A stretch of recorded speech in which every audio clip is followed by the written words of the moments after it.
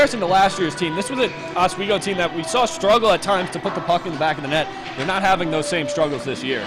Well, this season, currently 2.8 goals per game, and compared to last year's of 2.0, the Lakers have a chance to stay on pace for 67 goals this year, compared to last year where they had a 51. I also see Erin Stewart. She has 2 points away from breaking last year's total of 15, where she got 6 goals and 9 assists. If she stays on track, she's having a great senior season. Allows the add of freshman Megan Teachout, who's contributed 4 goals and 6 assists for a total of 10 points so far this season.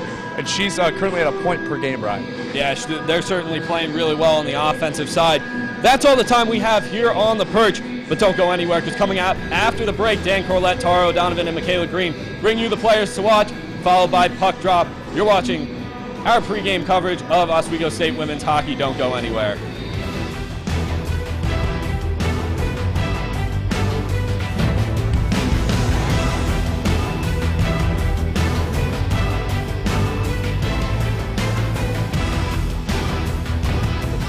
Drop, and we are coming at you with another mid-season game, and it's this time of year where every game seems to matter, right, guys? Absolutely. Right. Okay. Well, today we're playing a pretty good matchup. We're going to have the Mammoths of Amherst against the Lakers of Oswego, and let's just jump right into players to watch. And for me, I'm looking at Carly Daly from Amherst to begin with. She's not the top scorer on the team by any means. She's actually only a couple of points out, but you watch her practice a little bit earlier, a little bit of a warm-up action. She really puts all the pressure on that back leg and fires with everything she's got. Obviously, that right there was a little bit of a practice shot, but she has a lot of energy in those shots. I'm excited to see what she's got today, and she's come alive these last couple games. Tara, what about you? So for my players to watch, I have 28 Emily Gustafson from Clarkson, Michigan. She has had 5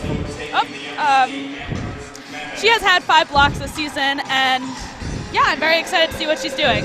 Okay, and what about you, Michaela? And I have Jillian Mazoka. She's a freshman on this team, and she's their lead for points. She's had 4 goals and 4 assists so far, so she's really doing great. Yeah, producing a lot of points. And I have another one just to round it out. I'm going with Oswego's Erin Stewart. She's got 13 points in total this season. She's an offensive producer to the max. But the key to me for this matchup is that last matchup against Amherst, she had 2 assists on both of the goals in that winning game right there. So she's familiar with the way that this team plays. She is familiar with that defense and getting in there to get those shots on goal.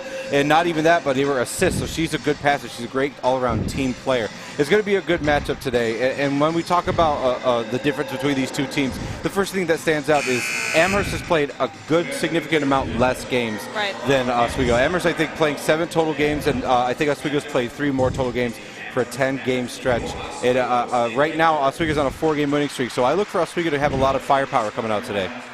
Absolutely. Thank you. Okay, so we're moving on to the next topic. We're talking about power play and defense. Right now, Amherst has a lot of issues with the power play, getting those goals in when they are a man up or a woman up, but it's their kill that they're really excelling at. I think they're shooting at a 91% kill percentage right now, and that's really remarkable considering the amount of time that they've had to get that together. Only 7 games. They're 2-2-2, which is sitting at around 500 even, which is pretty remarkable considering tie, loss, and wins are all the same. So today, they either tip the scales sub 500 or above 500. So that's a big deal for them today. And it'll be interesting to see what they do with Oswego, who's ranked number 9 for the power kill, I believe. That's right. I'm excited to watch this game. Okay. Yes, and Michaela, you make a good point. They're ranked 9 on the kill, which means that the struggles that Amherst has had so far this season on the power play just gets worse. This Lakers defense has shown themselves to be very good right now. As we get the starting lineups going, we're looking at a pretty big height differential too. I mean, you look out just even on the ice, Amherst is not looking so big, but Oswego's got a bit of a stature advantage. I mean, I think Amherst has one player at about 5'8". Oswego's sitting at a comfortable average 5'7" right now. So they got the height advantage, they got a length advantage for sure. And then sitting on net right now is, of course, the ever-faithful, the ever-sturdy Rachel Farmer, who we will probably see another good, strong outing from. Yes, okay. So, as we get ready for puck drop here, we got a good game coming ahead for you guys. We're getting ready to take another break here, but before we go, we want to remind you guys this is the teddy toss game. So when that first goal gets scored by Oswego, you're ready to see the teddy bears toss over the edge. If you want to get involved with any sort of donations, go to toysfortots.com. But before we head to the puck drop, we're going to go to a break real quick. Thank you for tuning in with us for WTOP, and we'll see you after the break.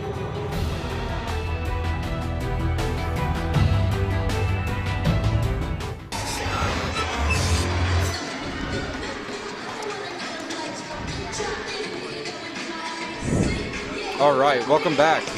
Puck drop's about to happen. It's going to be a good game. Once again, we want to welcome you guys to WTOP's last broadcast of the decade. This women's hockey matchup between Amherst Mammoths and the Lakers of Oswego. And the puck drop happened. We're in.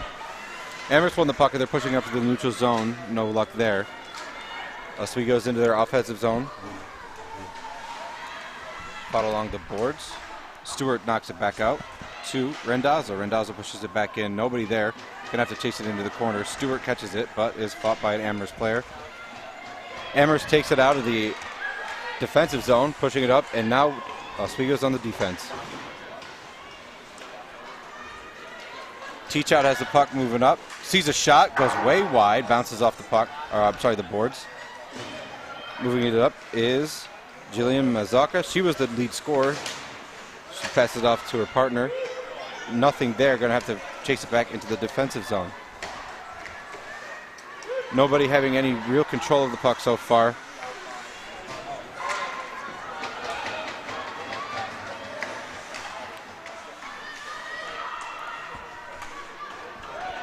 Now we're back behind the Amherst net. Puck bouncing off the walls. Looking for control. That's been the story of this game so far. Nobody's had any control, except there's some sunlight here. Oswego has the puck, looking for a pass to the open slot area. Shot bounced away. A gentle tap one-timer, but nothing happened there. Defense is too strong. Oswego gaining most of the control here as they move the puck into the offensive end. Amherst is just shooting it out of the defensive zone. No real control, no real practice, no real plan. Neutral zone. Taggart looked for the puck, couldn't find anything there. Amherst moving up, fighting some defenders off. Shot, blocked away by Rachel Farmer. 2 blocks in a row by Rachel Farmer. Puck is live, and it's on the net.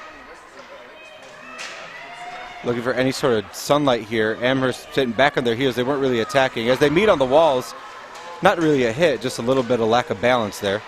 One shot goes in, a deflection is moved away from the net. And here comes Oswego, pushing it back into the neutral zone. Defense regained the puck as we dump and change lines.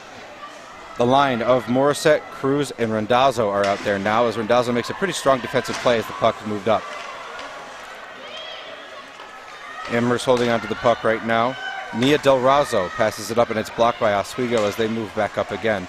Not really any control by either one so far, right, guys? Absolutely. They're just sort of passing it back and forth, and no one's really being able to hold on to it for too long at a time. No. They are playing very chippy, I see. I feel like they could be playing a lot more controlled. Of course, and as physical as they can be. I mean, there are a lot of opportunities for hits to happen, but nothing's going on. As Amherst freezes the puck, it's number 31, Caitlin Walker, in net tonight.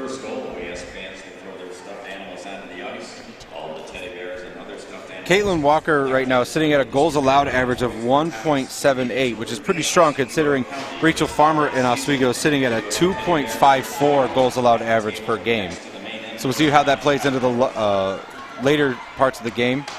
Amherst bouncing it back up the wall, nothing there. Oswego pushes it back in, trying to get a chance to regain control, maybe set something up here. Teachout and Stewart fight for puck control, and it's moved fast along them. Rendazzo lucky. Oh, we got a high stick call coming here. Free hockey for Amherst right now. The Mammoths move the puck up, looking for some sort of open shot. A pass to nobody as Stewart regains it, and play is stopped for a high stick call. Rendazzo is going to be going to the bench.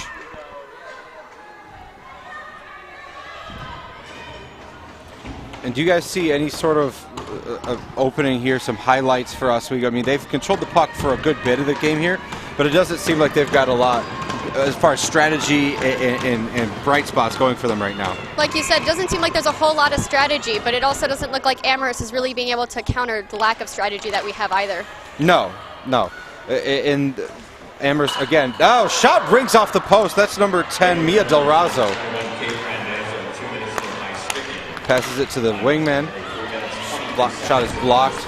Another scrum along the boards. The Mammoths are outweighing the Lakers right now in the offensive zone, but somehow the puck is popped out, lost away. Del Razo has the control again. Thomas back there to control. She's met by not one but two Amherst players. Amherst doing a really good job collapsing on the puck so far in the offensive zone. Yes, definitely. They really are attacking the crease. Yes. Good physicality there. Again, abiding by the laws of deflection. Rachel Farmer keeping a good eye on it, making sure that that doesn't come up into her house, if you will. Pucks bounce back up along the boards. And now the Lakers will change as the puck is moved into the Amherst defensive zone.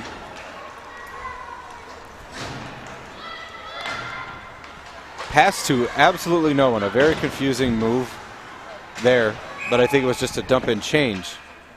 Again, not a lot of clear strategy, avoiding offsides penalties, but we still have about a minute left in this Oswego power play, but their kill is very good this year, so we'll see if Amherst can get a shot in goal right now. Puck's about to drop.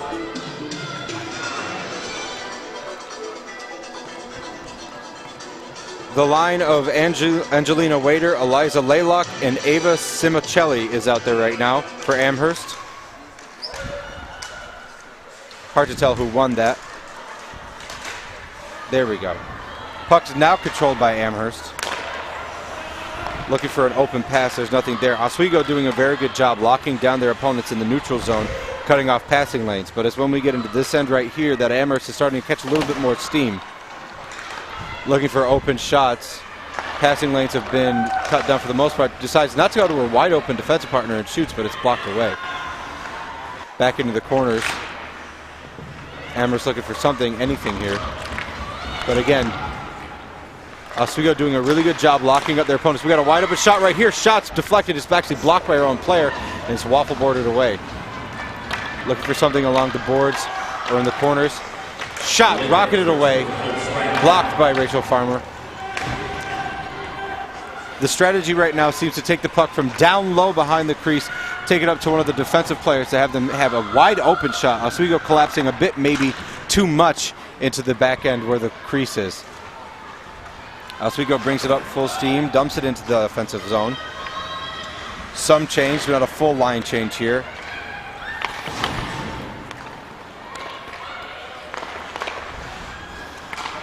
Amherst is really able to move the puck very fast down the ice, which I think the Oswego Lakers really need to work better on.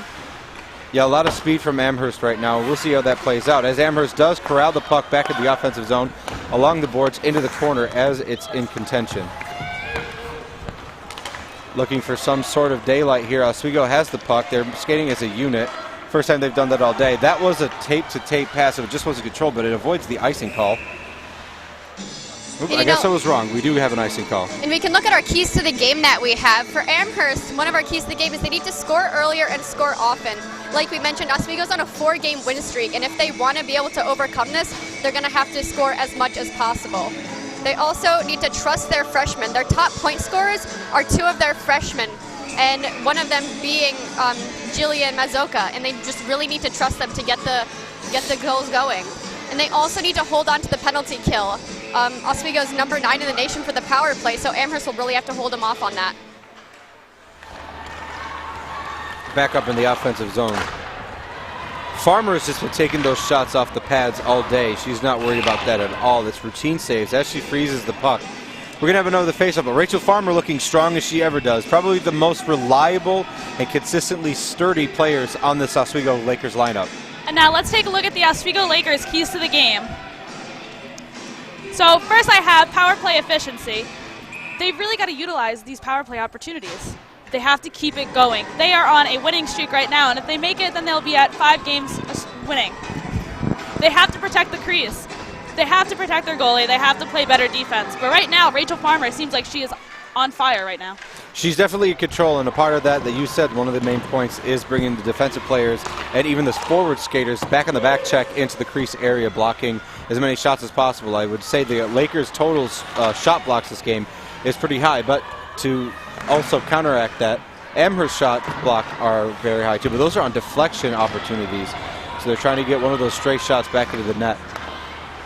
Jostling for control is the Mammoth, blocking a puck, or rather taking over a stray pass. Shot to the crease, nothing's there. Slot chance wide open. Rachel Farmer with a nice stop right in the crease, keeping her eye on the puck the whole time. Mia Del Rosso with the shot right there. And that's what you said, Tara, is keeping those defensive players back and making sure that she's got backup in that net. And that time, for those 2 shots in a row, she wasn't alone. Puck is dropped, controlled by Oswego for a brief moment as Amherst steps in. They love this area of the boards closest to the press box right here. This is where the play seems to be most organically flowing. It's this corner and lower third boards area. Pass into this front slot area couldn't be controlled. It's blocked away. That's a nice scoring chance denied by the Oswego Lakers defense. Madison Byrne right there, getting physical with her defensive partner. I'm sorry, her teammate Amber Thomas. Putting it back into the behind the net area. Chased down by Erin Stewart. Erin Stewart still in pursuit of the puck, but she's met by Madison Byrne. 2 Oswego Lakers teammates going at it against 1, Caitlin Hong of Amherst. Byrne couldn't control it, and now we're back into that corner again. The more pressure that the Mammoths seem to be putting on the Lakers behind that net, it seems the strategy right now is just to tire the legs out, and it's working. Teach out back in front of the net. Nice toe drag. Couldn't get control of it. Oh. Oh, dear. 2 Amherst players just running into their own goaltender. Gustafson with the puck right now. She's looking for an open shot. Same situation. They love this backside board area. She's going for a wraparound. Couldn't find anything. Pass was denied. We got an open shot. Nice. Blocked away. That was number 21, Randazzo. I lost the puck there. I couldn't even see it. And Amherst is absolutely dominating with the shots right now. They have 5 shots on goal, and Oswego only has 2 so far. So Oswego really needs to step up on the shots. That's right. And the live stats might need to catch up because those that last offensive possession by Oswego, they had a lot of nice shots on goal right there. Another puck drop opportunity in the offensive end. Very strange and unexplored territory by the Lakers as of right now. Puck is careened away in contention. Couldn't be controlled.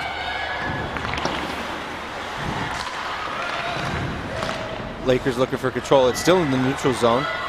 Amherst seems to have it right now. That's number 11, Elizabeth Holobiak, pushing the puck back into their offensive end as Oswego tries to get it out of their defensive zone. And now we've got a good shot. We've got 1-on-1, maybe a 2-on-2 chance. A shot just right into the chest of number 31, Caitlin Walker. But there's some life, there's some fire, some spring back in the legs of these Lakers right now, and it's probably refreshing for the head coach and the rest of the staff to see. Can we, real quick, let's talk about I like to talk about jerseys. The Lakers, with Lady Lakers jerseys, this uniform combination, I tend to enjoy this better than the men's. It's nothing against the men's team. I just like the stripes. I think the stripes are really nice too. This accentuate their athleticism. Back to the game, I think though. it's a nice pop of color. Okay, yes. We're back to the game now as Oswego is looking for an open shot. Deflected up into the chest area, blocked away. Couldn't be controlled, couldn't be caught, but Amherst gets it out of their end. We got a chase for it. Number 13, Molly Evans against number 2, Leslie Schwartz. Fun fact about 13 Molly Evans. She is the tallest player on the team, actually, at 5'11". That's okay.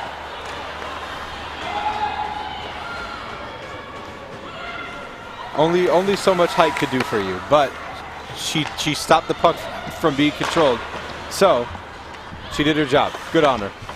Oswego's looking for a chance to get out of this defensive zone for about the up-teenth time this game. Can't be controlled. Amherst seems to be 2 steps ahead of them wherever their skating lanes are going. They're meeting them there ahead of time.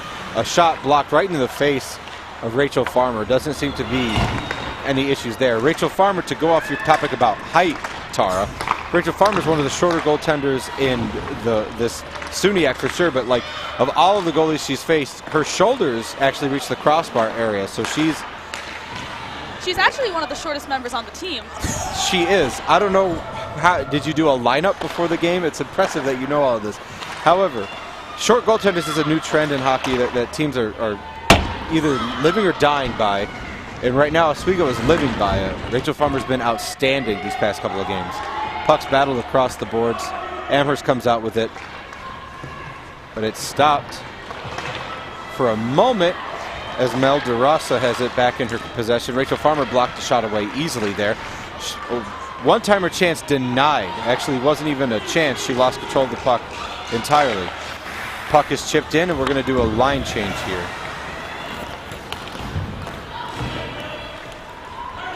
And the game's starting to pick up a little steam now, and the players are playing with a bit more aggression now. That's right. Nice tape-to-tape pass. Bobbled, but Teachout got a hold of it just over the board, the crossbar there. Control has been a big part of this game, both puck possession and also your shot control.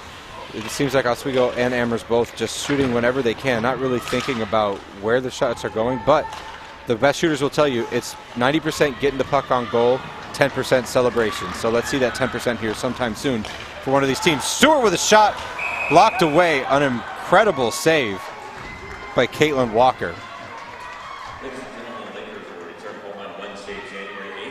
How about Caitlin Walker so far? Just as good as Rachel Farmer, but facing a little, I would say her shots that she's faced are a little bit more difficult than the ones that Farmer's faced. Oswego definitely has been doing better about giving shots that are directly at her. Puck up for grabs. Stewart's got it back to Rendazzo on the point.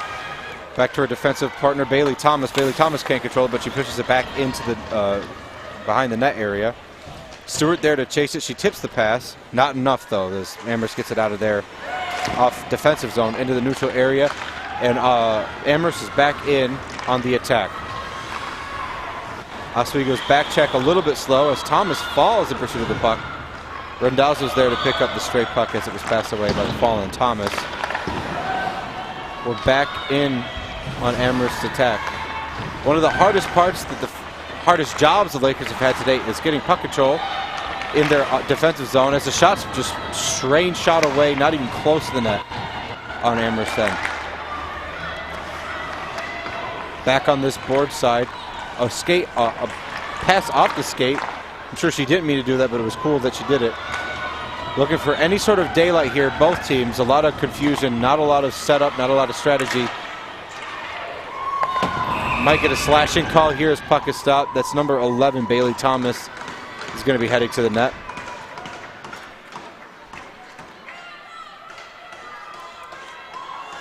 The call was slashing. So now the Lakers are on another kill. That's 2 kills in the same period for silly and sloppy penalties, I'd say. So we're skating a man down as Oswego. As Amherst out there. Full power. Oswego doing a good job to right off the bat get the puck into the neutral zone. Not make it easy for Amherst to get that puck back into their offensive zone. But just like that, they make an attempt and it's blocked away. Oswego doing a good job on the back check so far. Good poke checks and clean play so far. Blocked by Rachel Farmer. Had an opportunity for a rebound, but it couldn't be controlled by number 9, Katie Huang. Down back into that corner. Look for that to be a trend this whole game. They have not strayed away from that corner the entire game. A shot blocked by multiple players. This goes in. That's a power play goal for Amherst. And Amherst has been very good with the power play so far this year, actually. That is something Oswego really needs to work on. That's correct. Their power play unit doing a really good job. I think this puts them at 94% efficiency. But again, the kill. You have to be good. You have to be good on defense. And Rachel Farmer had almost no help back there, and that's one of your keys to the game, Tara, is having people back there to help Rachel Farmer. Nobody back there to help her that time, as the puck was just easily knocked in by the Mammoths.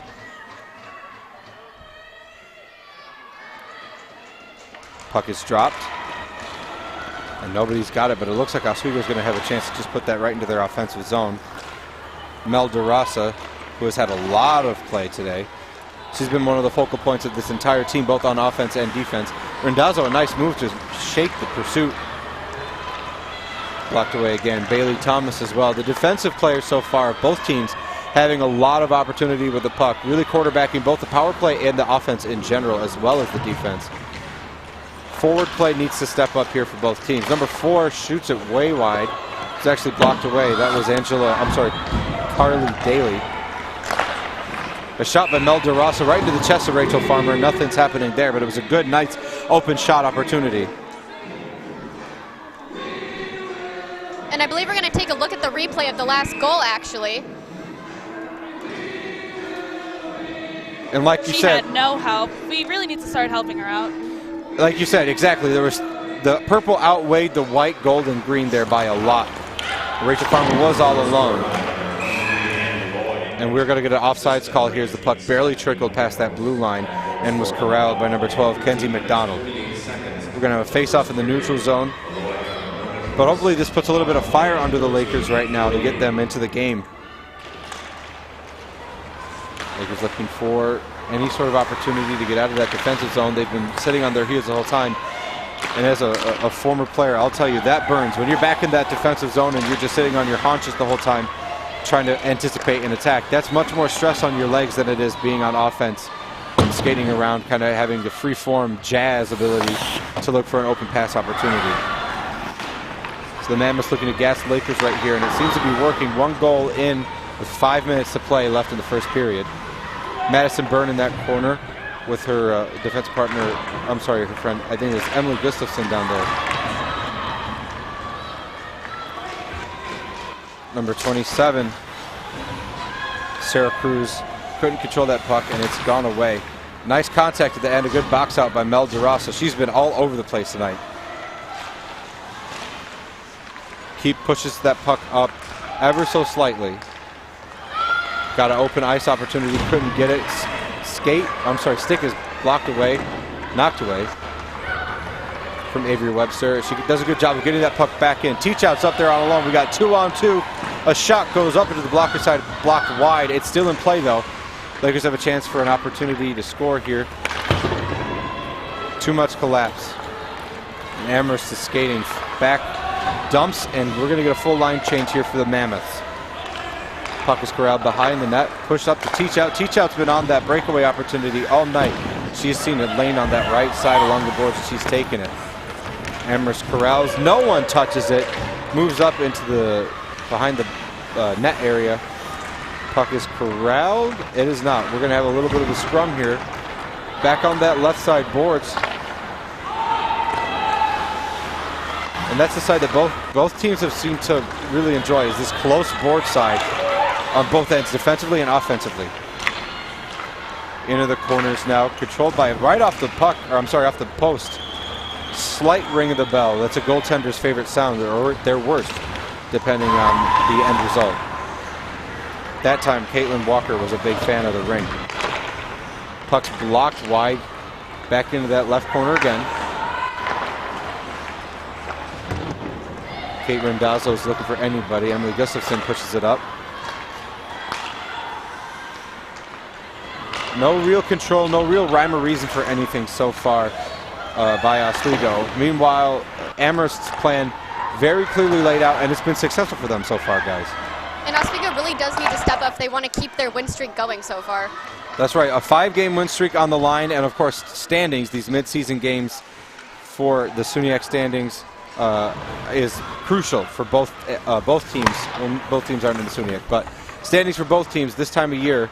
These games that you the fatigue sets in back up. That shot was blocked away. But as I was saying, these games in the middle of the season right here where you think they're thrown away, you're gassed, you might think that you could lose a couple of them. These are the ones where the good teams separate themselves from the bad teams. So we'll see. It's gut check time here this whole season, but this game right here, we'll see if Amherst can pull a win out and get themselves above 500, and we'll see maybe the Lakers can get themselves a 5-game win streak here.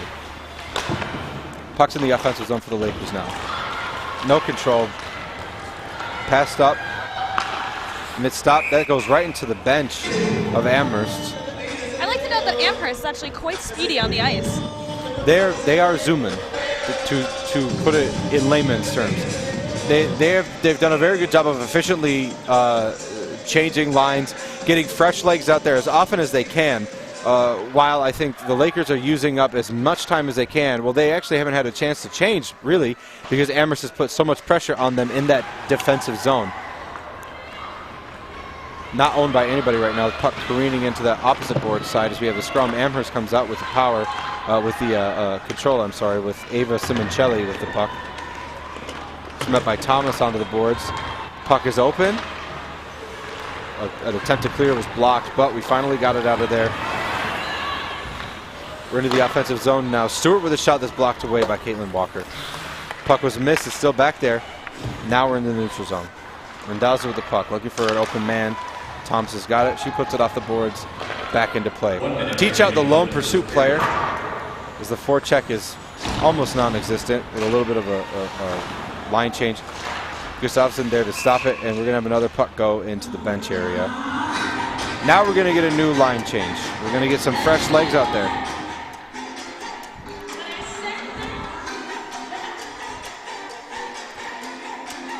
Puck dropping in the neutral zone.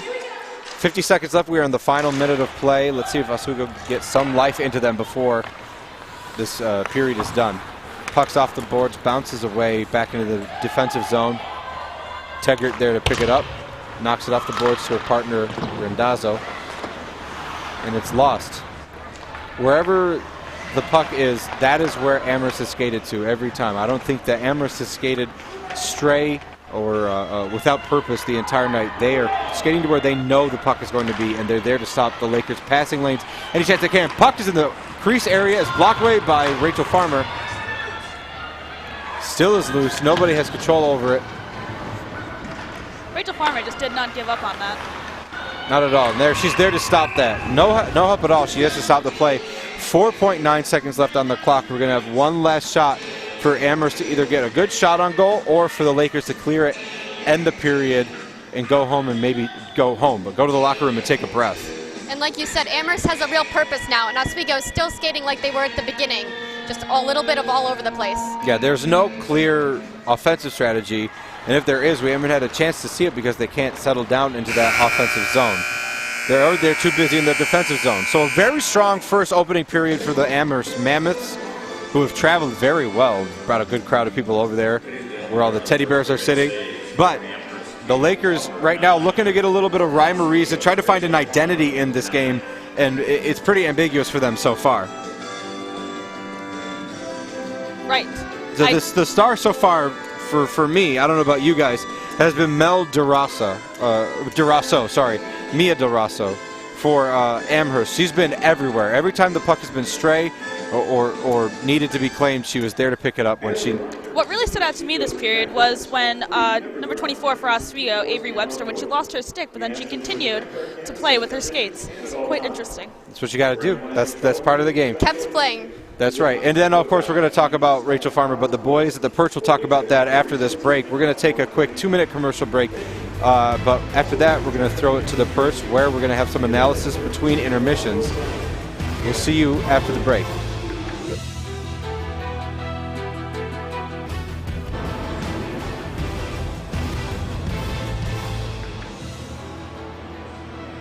And welcome back to WTOP 10's coverage of Oswego State women's hockey as the Lakers currently trail to the Amherst Mammoths 1-0 after one period. Once again, alongside Zach Case and John Purdak, I'm Brian Rudman. Guys, we really saw Oswego come out and struggle in that first period. What happened to them? Yeah, we definitely saw right off the bat. Amherst definitely played well in their offensive zone. They had a lot of possession time, which resulted in a lot of shots coming in the opening 5-10 minutes. Oswego definitely started to come back, I would say, but definitely didn't have the same possession time as Amherst. No, not at all. And we'll take a look at the period summary shortly. And what is this really telling you about how this game's been played? Well, this game has been played in Amherst's favor, in my opinion. They seem like they want it today. They're skating very fast out there, and Oswego nonetheless had a couple opportunities to get out there. But Amherst, man, 1-0 on the shot on goal scored by Ann Malloy. So, yeah, you also see the shot total 10-9 for Amherst. Face-off one 9-8. That also goes to the possession factor, that they're winning the faceoffs, coming out with the possession, and moving straight to the offensive zone. Yeah, and now one of the biggest things about this first period that we really saw is Oswego getting into penalty trouble. What did you see from them? Were they more undisciplined? Were they silly type of penalties? What did we see? Well, the two penalties, Kate Rendazzo and then Bailey Thomas. One was a high stick, and then the slash came from Bailey, which resulted in an Amherst goal. I really don't like to see any stick infractions. That's either lazy play, or you also see the heap of involving in the play and the intensity that resulted in them going to the box. Yeah, is this going to be a focus in the locker room? The biggest focus is cleaning themselves up? Yeah, if I'm Mark Digby, I would definitely keep telling them that you can't keep moving forward, getting in the penalty bubble, because as you can see, the Mammoth's power play is pretty intense. Now, like you said, the Mammoth scored on that power play. What did you see on the goal? Well, on the goal, you saw that the Amherst is taking advantage of those second chance rebounds, and Oswego's going to have to try to get together and get on the puck. Now you talk about the rebounds, and what have we seen out of Rachel Farmer? Because she certainly struggled with rebounds today with that one goal. Yeah, Rachel Farmer's she's getting the first shot, but I see the rebounds either have to go to the corners, they can't be in front of that. One thing Oswego's struggling with is clearing out the incoming offenders, and that resulted in the goal there, which caused, because Oswego's defense didn't pick up anyone in front, and the puck was just laid right in front for Adid Boy. Absolutely. We're going to take a quick break, but don't go anywhere. We'll be back with more of the first intermission report. You're watching WTOP 10's coverage of Oswego State women's hockey. We'll be right back.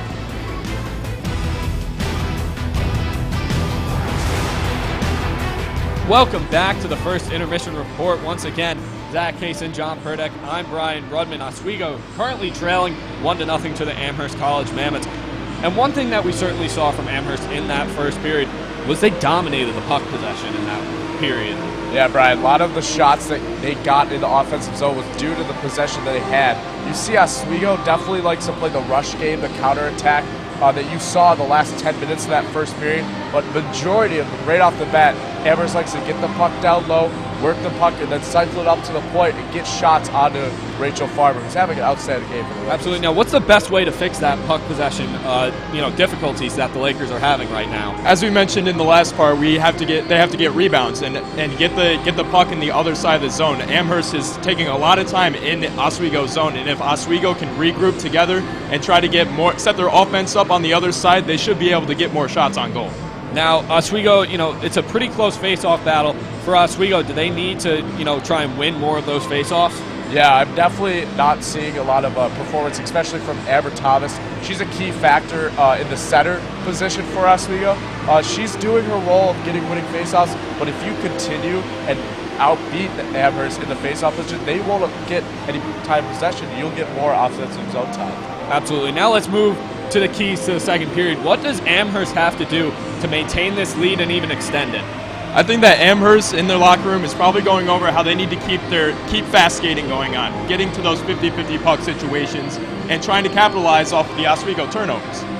Yeah, absolutely. And how do they really do that? What's the best way to execute their game plan right now? Well, the best way to execute that game plan is getting to the puck and just skating faster than them. And it looks like they want it more right now, and Oswego has to take into account that their win streak is going to be over if they don't get to the puck. Absolutely. Now moving to Oswego, if you're Diane Dillon in that locker room, what are the biggest keys to this second period? What do you need to fix? She's definitely got to keep telling Oswego they can't go to the penalty box. You saw the strong play Amherst had on the power play that contributed to that goal. If you stay out of the penalty box, you keep your lines together, you keep momentum going with the puck, you come out strong this second period, you have a great time. Now we did see Oswego kind of start to get a little bit of... They got some opportunities at the end of that second period. How do they continue to do that? And who are we looking for Oswego to really step up? I'm definitely looking at that first line of Erin Stewart, Amber Thomas, and Megan Teachout. Megan really came on the start side, and she likes to shoot the puck from on the rush on the right side. That contributed a lot of rebounds that Caitlin Walker, the Amherst goalie, gave out. That led to Erin Stewart and Amber Thomas getting time in the zone, setting up opportunities. Now, one thing we did see is that no one scored when both teams were at full strength.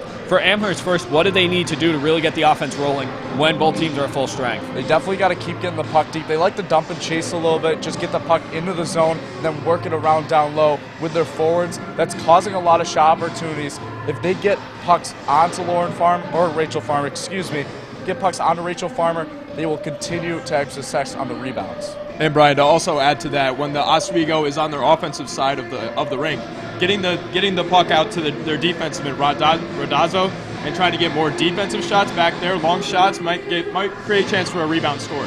Now going back to that Oswego State penalty kill that we saw in the first period, obviously Amherst went 1 for 2 on the power play.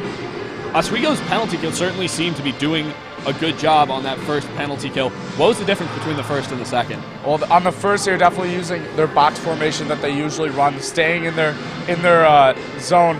That continued and led to the success they had on the first, getting the puck out. On the second, I didn't really see that tight formation, that structure that they had in front of Rachel Farmer that led to that goal. It also allowed at least the Amherst team to get shots on net, which resulted in that goal. Absolutely. Now, before they head out for the second period, starting with Amherst, what's their head coach's message to the team leaving the locker room? If I'm Jeff Matthews, you got to keep the pedal on the foot on the pedal, of course.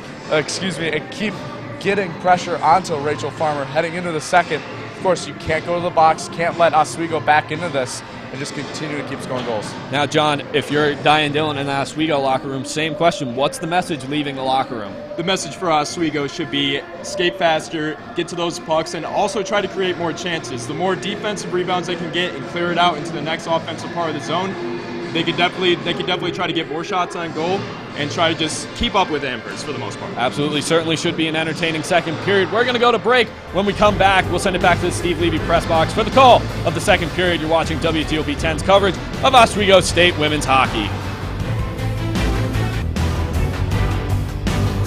All right, welcome back to the Marano Campus Center, where we are ready for a second period of Oswego State women's hockey. I'm Dan Collette, along with me, Michaela Green and Tara O'Donovan.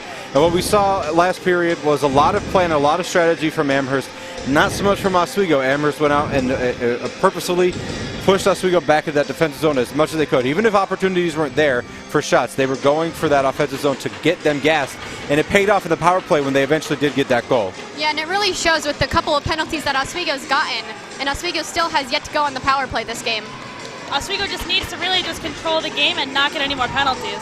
Yes, the discipline, is a key part of what we're looking for right here. The two penalties were two sloppy penalties, a high sticking and a slashing call. Absolutely unnecessary penalties, both in those scenarios. But as the puck is dropped, we're looking forward to another period of action. Amherst looking right away to get on that attack. They're sticking with that plan of attack that they had before. Corralled in the defensive end as an Oswego player loses an edge and falls down. Puck is bobbled in the air. No one has control back into the corner. Rendazzo has it to control. Looking for somebody to pass it to. Stewart's there. Passes it back up, but it's blocked by number 16, Emma Flynn, whose sister, number 17, Avery Flynn, is not on the ice right now, but she has made a couple of big plays this game. Oswego now with control in their offensive zone of pass, or a shot rather, just slinged right into Leslie Schwartz's body, looking for any sort of opening into the offensive zone as Amherst gives a full line change and they're back on offense. Oswego looking to get the puck out as quickly as they can. That's a slap shot right into the other end. We're going to get an icing call. We're going to have the puck drop right back into the defensive zone of Oswego again. A sloppy clear, but a clear nonetheless. Now Oswego's looking to be efficient here on their defensive zone, where they've been pretty much the entire game. Looking for the puck drop. Now Amherst has control. Blast right on net. A very good clear shot. Really Now Oswego's on the breakaway. Can they keep control? Stewart with the puck. We got a one-on-one opportunity. A shot right into the chest of Caitlin Walker. A good opportunity by Oswego. That's the most life we've seen out of them this entire game. And that's something that we need to see more and more and more if they really want to get even with them this time. Oh, here we go. Gustafsson takes it into her offensive zone. It's shot right into the shins of number, I think that's 11, Elizabeth Holobiek, sorry. Puck is caught by Carly Daly, my player to watch. Let's see if she has any juice in her. She passes it off to number 5, Rose Mrazika. Controlling the corners is taken over by Oswego. Looking for an open player to pass it up to, and she does. It can't be corralled, but at least we're into our offensive zone. The Lakers have a bit of a sigh of relief as they're out of their defensive zone. Pass to absolutely no one right there. Looking for something, there was nobody there. Ice awareness not very high for the Lakers right now. Looking to adjust that, though. They have played much more efficiently, much more bravely, a lot more fire and pep in their step, for lack of a better term. Amherst gets the puck out of Oswego possession, but Gustav's is there to cut that off as soon as she could. Taggart pushes it back behind the net. Oswego looking to play that same strategy that Amherst has been playing, is get them tired, push it back behind the net, make them work to clear it, while you just kind of anticipate the puck to come back to you. Pass up to Taggart on the point. She's got an open shot off the skate of number 3, Ava Simoncelli. Looked like it may have hurt her a little bit. She winced a little bit. She's headed back to the bench. We'll keep you updated on that as we see the game progress. Puck is stopped back in behind the net. Could get a trippy call, but we're not. Never mind, I was wrong. Spoke too soon.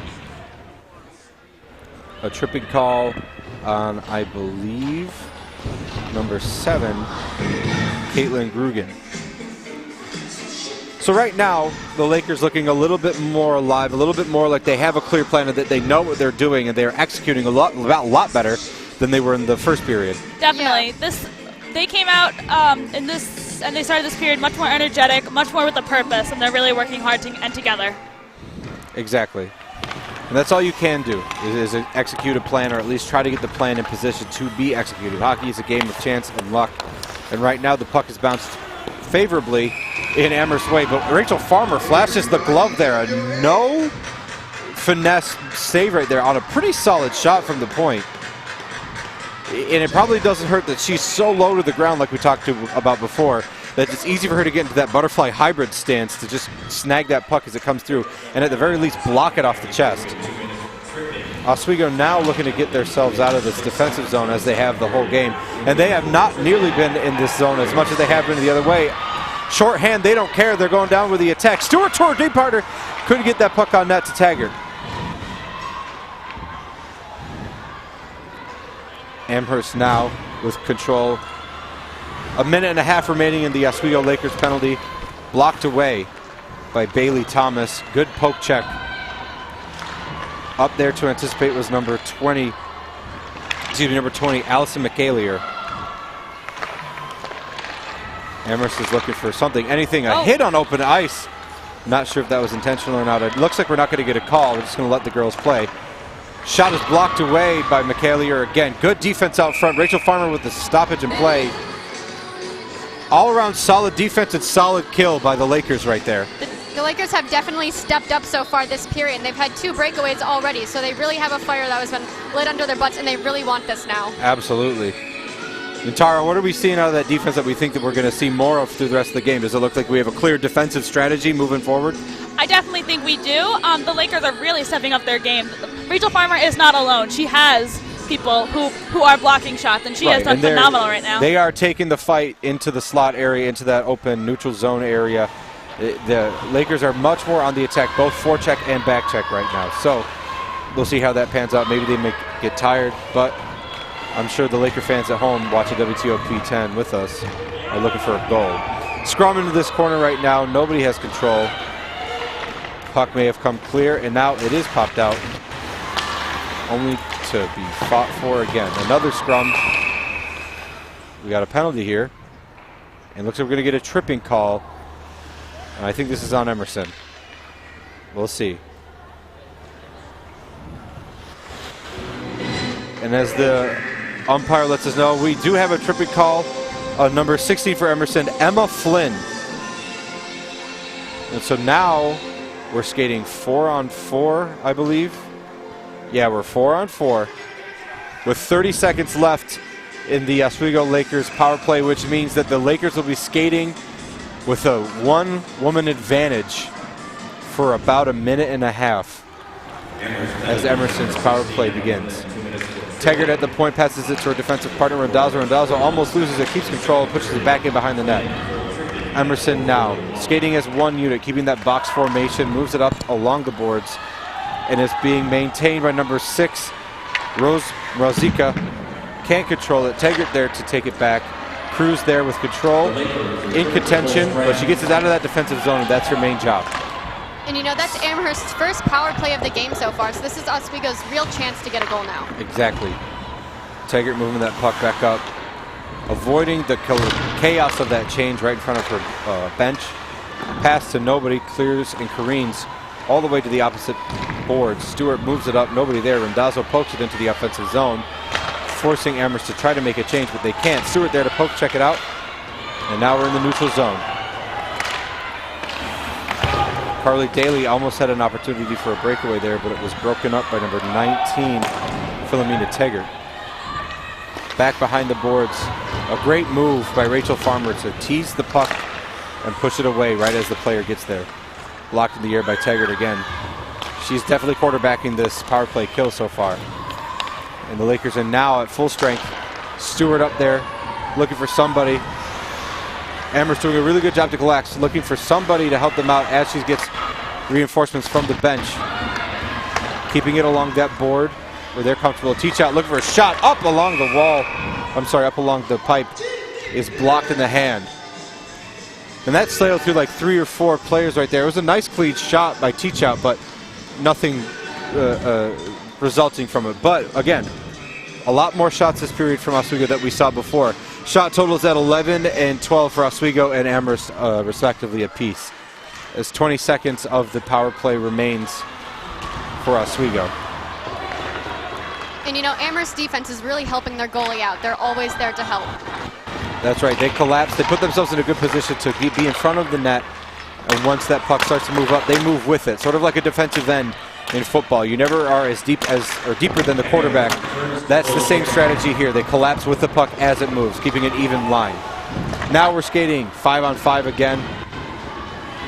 Full power hockey, back at it.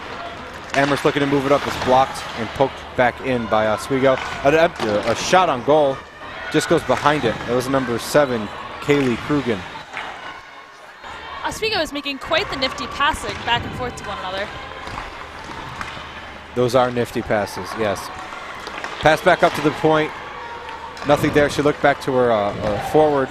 Couldn't get anything. We're into the neutral zone now, looking to get something out of it. Thomas can't lose it. Bailey Thomas to lose the puck to number 9, Caitlin Wang again.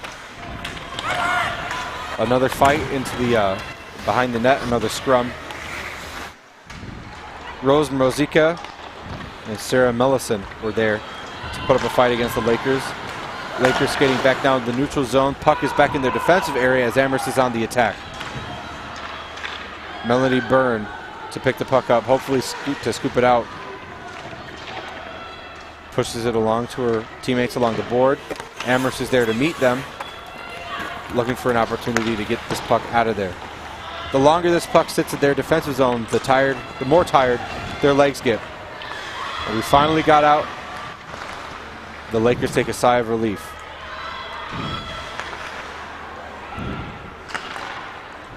The Lakers were all on one side of the ice right there, making it way too easy for Emerson to push that puck. I'm sorry, Amherst to push that puck back out.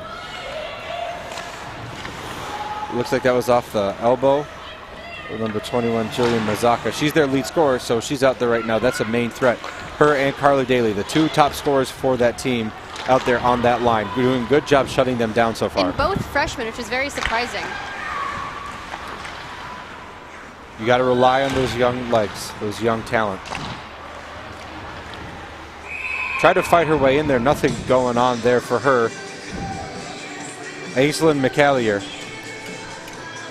So now moving on, we're seeing a lot of good strategy to keep the puck alive, to keep the puck in that offensive zone, at least to give them a chance, but not a lot of shots so far. We've slowed down a little bit, it seems, the Lakers have. So what's the strategy moving forward, do you think?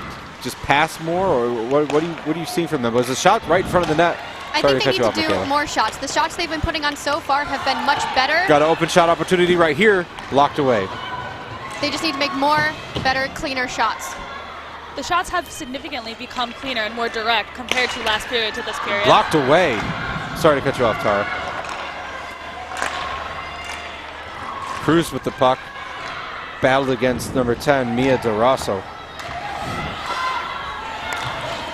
Tape to tape, those defensive partners pass it, and it's bobbled by number 3, Emma Morissette, but it still got into the offensive zone. But Amherst comes away with it. 1-on-4. A little bit of hero hockey here. She's got nothing there. Poked away by at least one of those defenders. Controlled behind the net, looking for a pass up. Stewart up to number 6. Teach out. A shot. A pretty nifty toe drag to a shot, but it was blocked off the stick of an Amherst player and sent into the net as we're going to get a face-off into the Oswego offensive zone. Let's talk face-offs for a second. Oswego and Amherst pretty tied, pretty even through face-offs so far. However, moving into this period, it seems like Amherst has had much better control in the face-off, as I was just proven wrong with Oswego winning that most recent one. The face-offs have been key. It's about control and getting yourself into position to put that puck where you want it to, whether it's in your offensive zone or to the neutral zone if you're on defense. And right now, the power is at even strength for both of them as far as the ability to win those face-offs. Thomas with the win back to Thomas. I'm sorry, Chicha with the win back to Thomas. That's my fault. Oh, puck goes stray, but Caitlin Walker saw the ability for a rebound opportunity there by Thomas, but she stops that right away. So we're going to get a full change. So we got the third line out there, or I'm sorry, the second line is out there right now. Looking to produce. Bailey Thomas with the puck. Just passes it into somebody. Not hard enough to get that bounce rebound chance. Way to keep it in there with Bailey Thomas. As the pursuit comes down behind the net, we're going to get another icing call. The defensive players for Oswego have been phenomenal this game.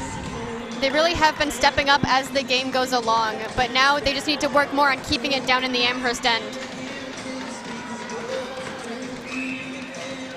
Madison Byrne, Philomena Teggart out there on defense. And then it looks like Megan Teachout, Amber Thomas, and Erin Stewart, the first line for Oswego, will be out there to match. Pucks bounce back to Webster.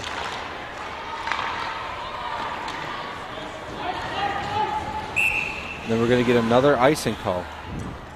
And we're headed back to the Oswego defensive zone, which is exactly where Amherst has been trying to get the entire period. And Oswego's done a very good job of slowing down that game strategy that they have, of putting them on the back of their heels and making them tired, guys. Absolutely. Puck is not clearly won by anybody, but I think we're going to assume that the winner here is Amherst as they control the puck in their own offensive end. A pass back up or a shot, whatever you want to call that, is blocked away by Rachel Farmer. Nobody there. Still scrummed along that board. Nobody in clear possession right now. And we're in the neutral zone with Oswego with a chance to rush up. Megan Teachout and Erin Stewart were there. Couldn't get the puck to one another. That front line, the first line of Oswego's offense is there. Looking to make something happen. Passed out to the corner. There's nobody there. Going to be met by Avery Webster. Avery Webster still controls it behind the net. Looking for something. A wraparound shot back into the chest of Caitlin Walker, I'm sorry. Nothing happening there. She freezes it. That's some real hero hockey from Avery Webster. A really good chance, an opportunity, and wherewithal to take that puck behind the net and find a wraparound shot. She just couldn't get it in one of the corners, guys. Who's really standing out right now is number 6, Megan Teachout for Oswego, and she is only a freshman, and yet she is playing a tremendous game right now. Shots blocked wide. Caitlin Walker again, who has been phenomenal in that so far. Every save has seemed pretty easy for her so far. We have a down player. Not sure if it's an injury or not. It doesn't look promising, but that puck careens all the way out. She's up there. She's skating fine again. It's number 21, Jillian Mazaka.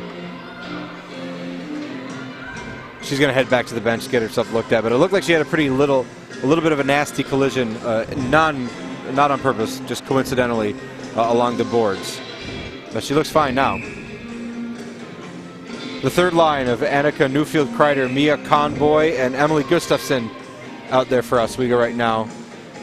Ref doesn't like what he's seeing from Conboy, so she's going to put Newfield-Kreider in there to take the face-off, which results in Amherst winning. Amherst has control along the boards, puts it back up into the neutral zone, but is easily flipped back into the offensive zone by number 13, Molly Evans. Pushed back in. A lot of good poke checks right now. Clean play, making sure that there are no tripping calls. Emily Gustafson falls down there in pursuit of the puck. Really good job by Molly Evans to push that incoming attacker outside, getting positioned on the inside of the slot and pushing her back to the outside. Puck is pushed back up now. Just missed her pass to number 2, Annika Newfield-Kreider. Puck is stopped. We're not going to get an icing call. We're just going to keep the play going. Moving up to number 23, Ann Malloy. Back behind the net is Oswego as they reconvene. Look for an open ice opportunity. A pass tape to tape to number 3. Emma Morissette, sorry. Taggart with the puck. Look for Morissette. Couldn't get anything there. Amherst pushes it in by the saving grace of Ava Simoncelli, sorry. Cruz there to meet the puck along the boards. Flips it up to McEllier. McEllier pushes the puck up a little bit more. Couldn't get into the offensive zone on her own. And they're both really struggling to maintain control of the puck for too long right now. It's been going back and forth for a while now. Puck's in the offensive zone thanks to some teamwork and the final shot by Eliza Laycock. Moved up, tape to tape pass. She's on the lawn on a breakaway. She's got some contention there, and now she has to move away. Great collapsing defense by Amherst. That fire that Oswego had at the beginning shows spurts, but not long enough. Amherst playing way too fast. Carly Daly shots way wide. Thanks to the defense of Oswego collapsing upon that shot. Rachel Farmer's shot blocks that shot easy. Up close and personal, didn't face her at all. Back behind the net now is Jillian Mazaka. She loses the puck and control and her stick. There's a bit of a yard sale behind the net right there. Cross check is the call. And I think we're going to lose number 11, Bailey Thomas. So now the Lakers are on another kill, and the only way that the Mammoth were able to score last period was on a power play. So we're in the same predicament that we were before. Can this power play kill prove themselves a vital part of this team and keep the score at 1-0? And you know, this is where the defense really is going to have to step up and help protect the goalie. That's right. A nice clean shot from Mia Del Rosso is blocked away. And here we come. Erin Stewart with the puck in pursuit. Nothing there. Looking for her teammate Thomas. Couldn't get the pass on her tape. Careen's way wide. So now we're skating up. All 5 Mammoths against the 4 Lakers. Short-handed as the Lakers collapse along the wall, forcing that puck outside of the slot area. Number 2, Leslie Schwartz with the puck. Passes it behind the net. Can't find anything there. Rachel Farmer keeps it in play. Caitlin Wang with the puck now, looking for something. Up to 10, Mia Del Rosso. Shot Green wide away. We're going to have a call.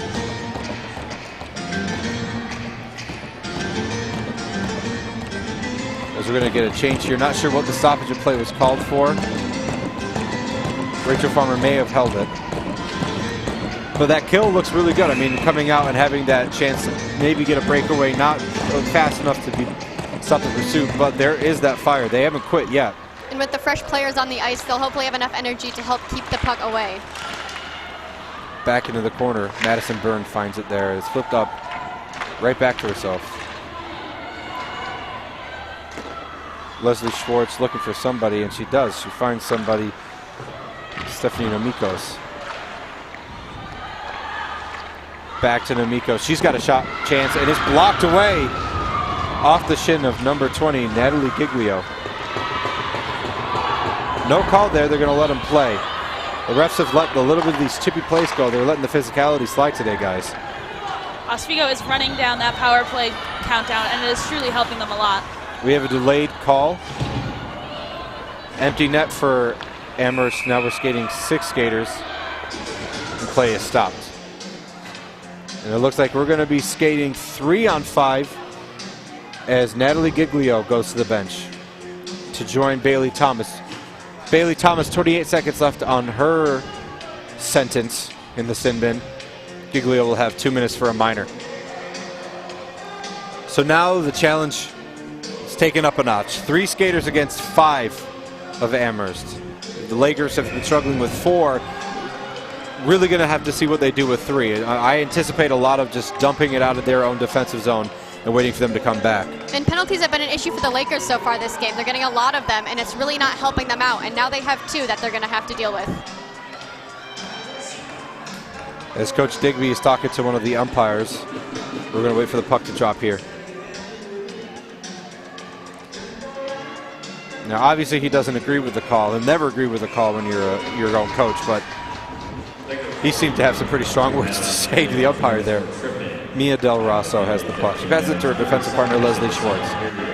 Awfully comfortable skating 5-on-3, but Lakers doing a really good job collapsing on that puck, following it wherever it goes, playing solid zone defense, if you will. Emily Gustafson makes a move up to stop that puck, gets herself out of position a little bit, causes a little bit of trouble. Rachel Farmer there to stop all those shots.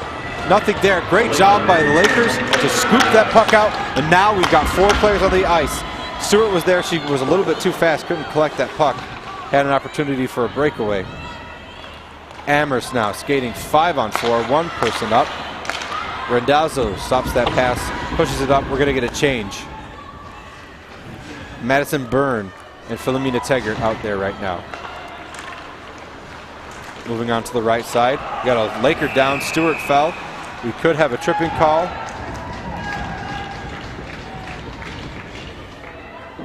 Not sure what the call is here. Whatever the call is, I didn't get to see it, I'm sorry, but we're going to be skating 4-on-4 now with a minute at the end of this power play for the Lakers to skate with a woman advantage. 4-on-4, again, is the call. Lakers taking the face-off in their own offensive end. Puck is dropped. And here we go. Elizabeth Holibiak has the puck right now with control, loses it. Number 21, Jillian Mazaka, is there to pick up the pieces. Haven't seen anything from Jillian Mazaka at all, and she is their lead scorer by a large margin. Only person as close is Carly Daly.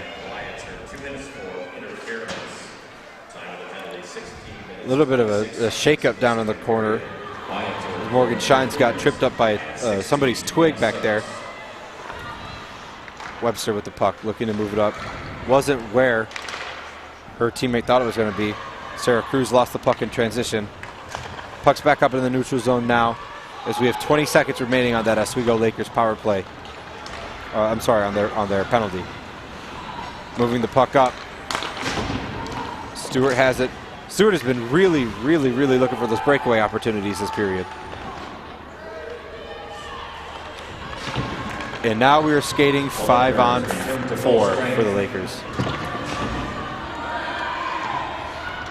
Looking for some sort of passing route to get out of there. Lakers have control. Good job keeping her off. Elbow to the face. We're going to let it play, though.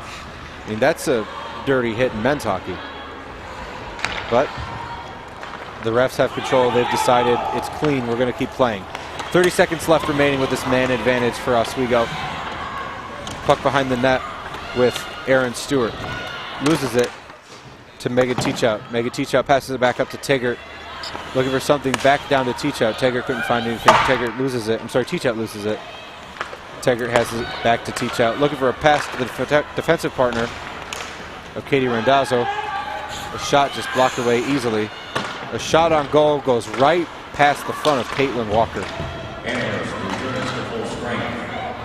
Looking for any sort of play here, and now we've got a breakaway chance. One-on-one. Teggart, great poke check right in the neutral zone. Shot in the slot is held by Rachel Farmer. Mia Del Rosso coming in at the last second for a second chance opportunity. Rachel Farmer unfazed like the rest of the game.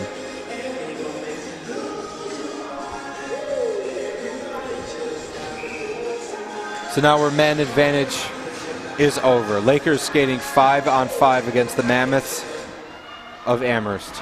A minute and a half left in this period. Oswego making some improvements on their first period play. Not enough to show on the scoreboard, though, as we still sit 1-0. Gustafsson with the puck, can't be controlled.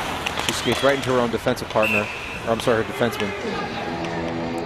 Getting a little chippy in that offensive zone for Oswego. With a minute left in this period, what is the strategy? I feel like the Lakers, they really just need to come up with a new strategy and figure out some way to get an edge up on this Amherst team.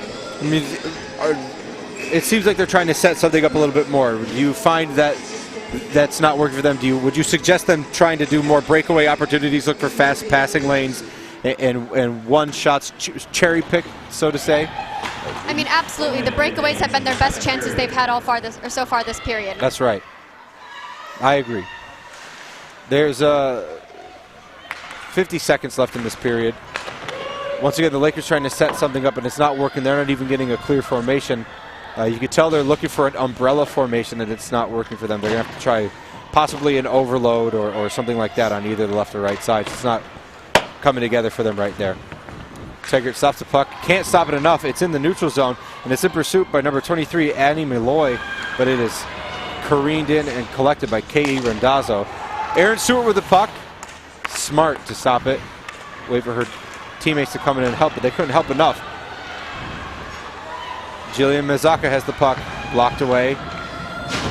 Whenever she has the puck, there's a threat. There's an imminent threat. She is a deadly shooter. Looking for something to happen here. 5 seconds left. 3, 2, and that is the end of the second period. Lakers making some improvements, not enough again to show on the scoreboard. The Mammoths still very much comfortable. They're playing with a lot more confidence than the Lakers have been playing so far. Absolutely, and the Lakers really need to clean up and get more disciplined with the way they're skating today. These penalties are not helping them out at all. We talk about Rachel Farmer's goaltending play so far. Caitlin Walker has been absolutely unfazed by every single shot that's come into her immediate area. And like we said, both the teams are pretty matched with the shots right now, and both the goalies are performing amazingly. That's right. Rachel Farmer has done a tremendous job so far, and I'm very excited to see how she will continue to play in the next periods come. Right. Can't take away from the success she's had, and she's done a really good job getting into that butterfly position and stop all of those low-coming shots. Well, as we head into the second intermission here of the final hockey broadcast of the 2019 year, we'll take a quick break. Thank you for tuning in for WTOP's hockey coverage, and we'll see you after the intermission report.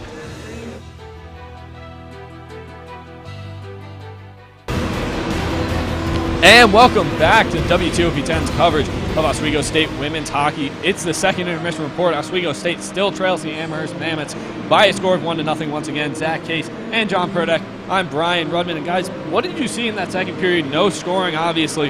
How'd the Lakers and the Mammoths look in that one? Well, we definitely saw a lot of back and forth hockey there, Brian. Here comes our period summary. As you can see, shot totals 18-20 in favor of the Lakers. 5 power play opportunities so far for the Amherst Mammoths. Well, they're 1 for 5, and then 0 for 2 for the Lakers. Face-off ones, you see 22-16. That led to a lot of possession from Amherst. It definitely shows so far in the game. Not to mention, something that doesn't show up on the stat chart is the breakaways that Oswego has had the opportunity to capitalize on. They missed a couple of those early on. Now, when you look at that period summary, you see Oswego's leading in shots. John, you talk about the breakaway opportunities. And part of the reason Oswego's still not on the board is Caitlin Walker. She's been great for Amherst so far today. Yeah, the sophomore, of course, she's 20 saves so far on the game. And her glove hand has really improved and showed to me that the reason that Lakers haven't scored is because they're trying to go up high. And Farmer has been that anchor for Amherst so far in this game. Without her attributes on the goaltending side, I don't believe that Amherst would be in the position they are right now. Yeah, absolutely. And now for Oswego's offense, how do they try to get a puck by her and tie this thing up? They started getting pucks deep, and you see on the breakaway here, this Erin Stewart, she tries to go on the glove side, gets shut down, and then Megan Teachout with a shot from the point. That glove hand, like I talked about, has been working remarkable for her. But if you're Oswego, you definitely got to get the puck low and work on the defense. If you get the defense to open up a little bit more, you get more opportunities backdoor, like you see the fourth line got there on that last shot. Yeah, absolutely. And now moving to one thing that Oswego has also struggled with, and Amherst as well, has been the discipline. We've seen a lot of penalties, especially in that second period. What's been going on? There's been 5 penalties so far in that second period alone. A lot of tripping infractions, a lot of just lazy penalties, but there's also been hard-working penalties too. We definitely need to see Oswego improve that if they want to stay in this hockey game, especially their third period, where it's a big period for them. Also, those penalties are creating some situations where we have 5-on-3s, and uneven players on the ice. So definitely, if they can get out of the penalty box, especially Oswego, they'll have a chance to capitalize. Yeah, we've certainly seen some sloppy play, and for both sides, there's also been a lot of icing calls so far today. How has that affected the game? Yeah, there hasn't been a lot of possession necessarily back and forth. That's allowed for multiple icings to occur. And of course, when you get that icing, you can't really change as a defensive player. So that's led to possession time for the opposite team going into it. Now, moving to the power play side of things, Oswego has really struggled. They went 0 for 6 on Friday against Canton. Still haven't gotten one in the back of the net today. What's been the problem when they have the advantage? Well, on the power play, Oswego has been able to set up their offense within that side of the ice, but they're just not making their shots. There have been a couple opportunities where they've definitely had a chance to score, but it's just not falling. Yeah, they're definitely going to have to correct that. We're going to take a quick break, but don't go anywhere. When we come back, we'll have more of the second intermission report. You're watching WTOP 10's coverage of Oswego State women's hockey. We'll be right back.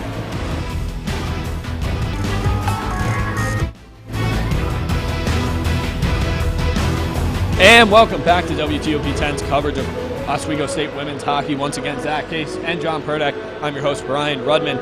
Back to that second period, and we didn't see any goals for either side, and part of that's because of Rachel Farmer. She's been really good for Oswego so far today. Yeah, Rachel Farmer comes in 17 shots total so far. She led in that one in the first. That wasn't a big deal. She definitely picked up her rebound control in the second. A big thing was there was a lot of opportunities, 2-on-1 rushes, 3-on-2 rushes that she picked up on for the saves there. Yeah, Farmer's certainly been good. And now moving to something that Oswego, one of the things that we have seen, a bright spot for the Lakers, was that fourth line. They really came out and played really well today so far. What have we seen out of them? So out of that fourth line of McAleer, Morissette, and Cruz, we actually had a lot of attribution from their side, Zach. Yeah, there was definitely a lot of zone time for them. They all contributed for 3 shots total between the line. I really like Sarah Cruz. This is only her 3rd game so far this season. She was injured coming into the 2019-20 campaign. She's really contributed to the physicality along with the shot totals. Yeah, they've certainly been a bright spot for this Lakers squad despite having no goals. But moving now to the physicality, as you mentioned, Zach, we've seen a pretty physical game so far. Yeah, a lot of bodies going around, a lot of stick infractions. Oswego always had played a physical game, but between the Amherst Mammoths, this had allowed the keys to, sorry, excuse me, Brad. It's okay. Now, is this something that that either team should look to clean up? Maybe stay on their feet a little bit more. Well, you definitely don't want to keep going to the penalty box if you're Oswego. You need to get that first goal to tie the game. So if you want to continue to get opportunities and stay even to keep your lines together, you're going to get success out of that. All right, now let's move to some keys to the third. For Amherst, what do they have to do in order to stay ahead? For Amherst, they need to keep the intensity up, especially on the defensive side of the ice.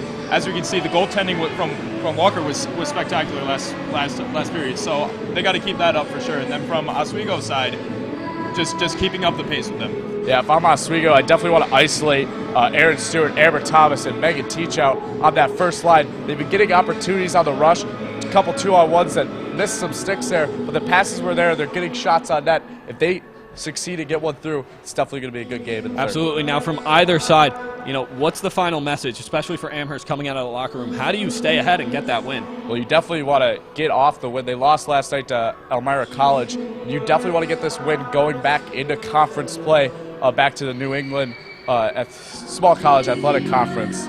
They're contributing. The Small College Athletics Conference, I'm sure, as you mentioned. And for Oswego's side, to motivate the team around getting that 5-game win streak and getting a better situation in the standings. Now, what does this do for a team's momentum, especially for Oswego? If they lose this game at home, going into that break for the holidays, we won't see them again until January. What does that do for momentum going into the break? I really see this 5-game win streak if they pull it off together. This is, of course, the first time since the start of last season. This could contribute to the Morrisville game that they're going to have middle of January, and of course coming back when they play King's College on January 8th. And as you mentioned, a whole month off, so it's good. It's essential for the team to go off on a good note with a month's rest. Absolutely. Should be interesting in the third period. That's all the time we have for the second intermission report, but don't go anywhere on the other side. We'll send it back to the Steve Levy press box for the call of the third period. You're watching WTOP 10's coverage of Oswego State women's hockey. Don't go anywhere.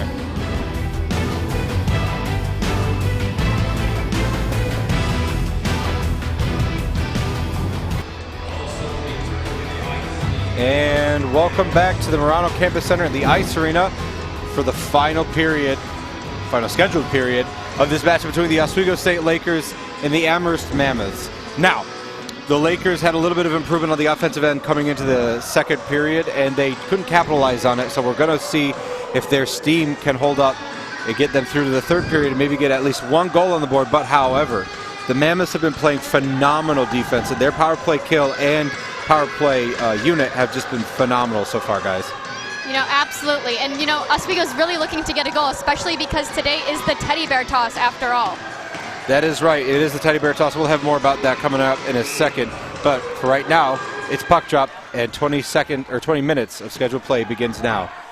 Amherst just going right back to that strategy that they've had all game of pushing it back into that behind the crease area. Oswego counteracting that with a nice clear.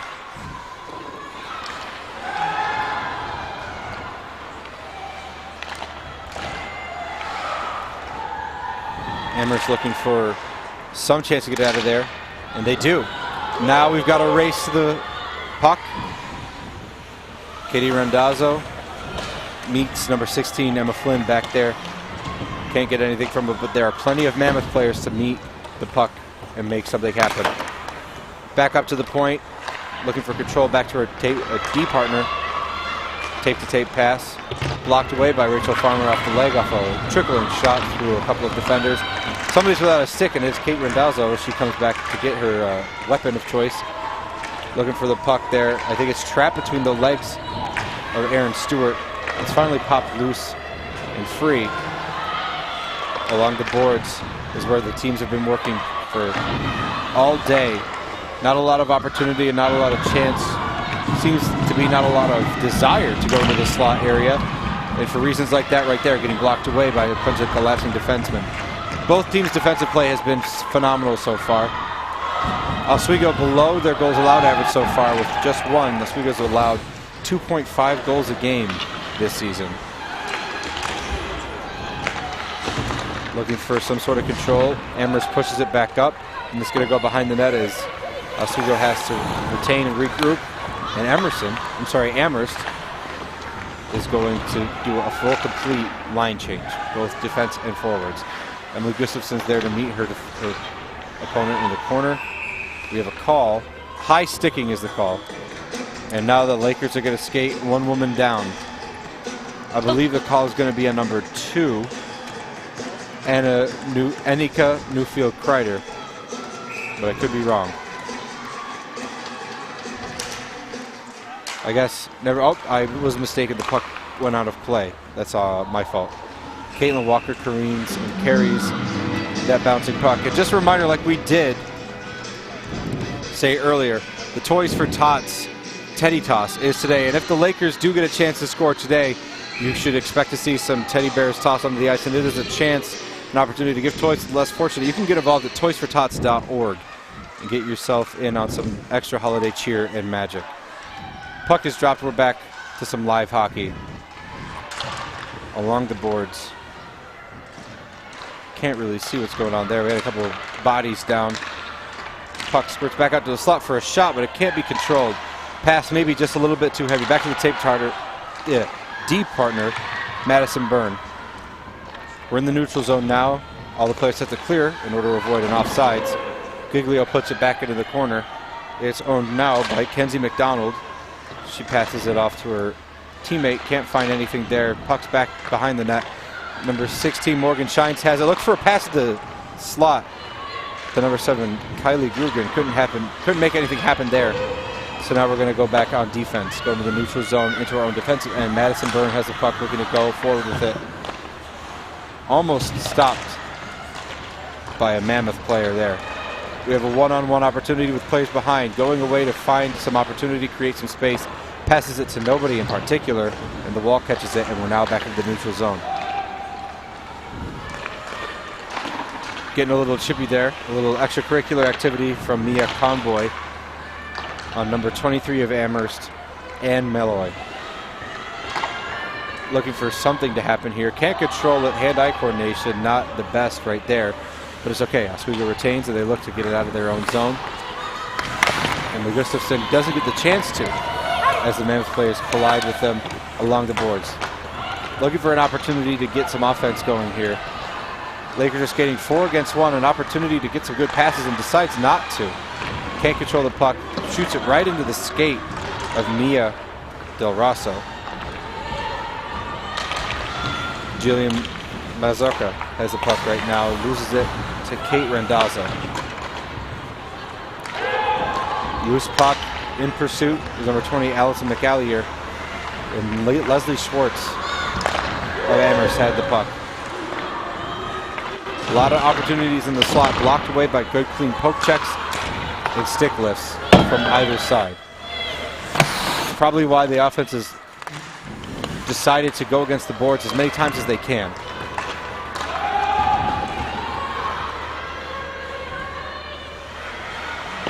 Avery Flynn had the puck, puts it into the corner to McAllier. The Oswego Lakers really need to work on their passing. Their passing is not as strong as it was in the first 2 periods right now. You know, absolutely. In the beginning, they were really messy, and they got a little bit better in the second, but now they're back around just sort of passing every which way they can. McAllier's going to skate off the bench, or skate off to the bench. We're going to get a fresh new set of legs. And Teachout has the puck right here, looking for something to happen, but we had a player offside skating out of control, and it was Evan Stewart. You guys mentioned this during the break, and it's true. The Amherst bench a lot more rowdy, a lot more excited, a lot more energy stemming from the purple jerseys than the white jerseys right now, guys. Yeah, Oswego's just sort of sitting there watching, and they're not as involved as the Amherst benches. It's always nice to just hear. Nice shot. Sorry, Kakara, go ahead. It's always nice to hear cheering from your team. It really motivates you. You got to feed off the energy of your teammates. Taker does a nice job to stop her progress to get that puck out of there. Teachout with a shot that's going to go way up into the net, and we're going to stop and get a face-off.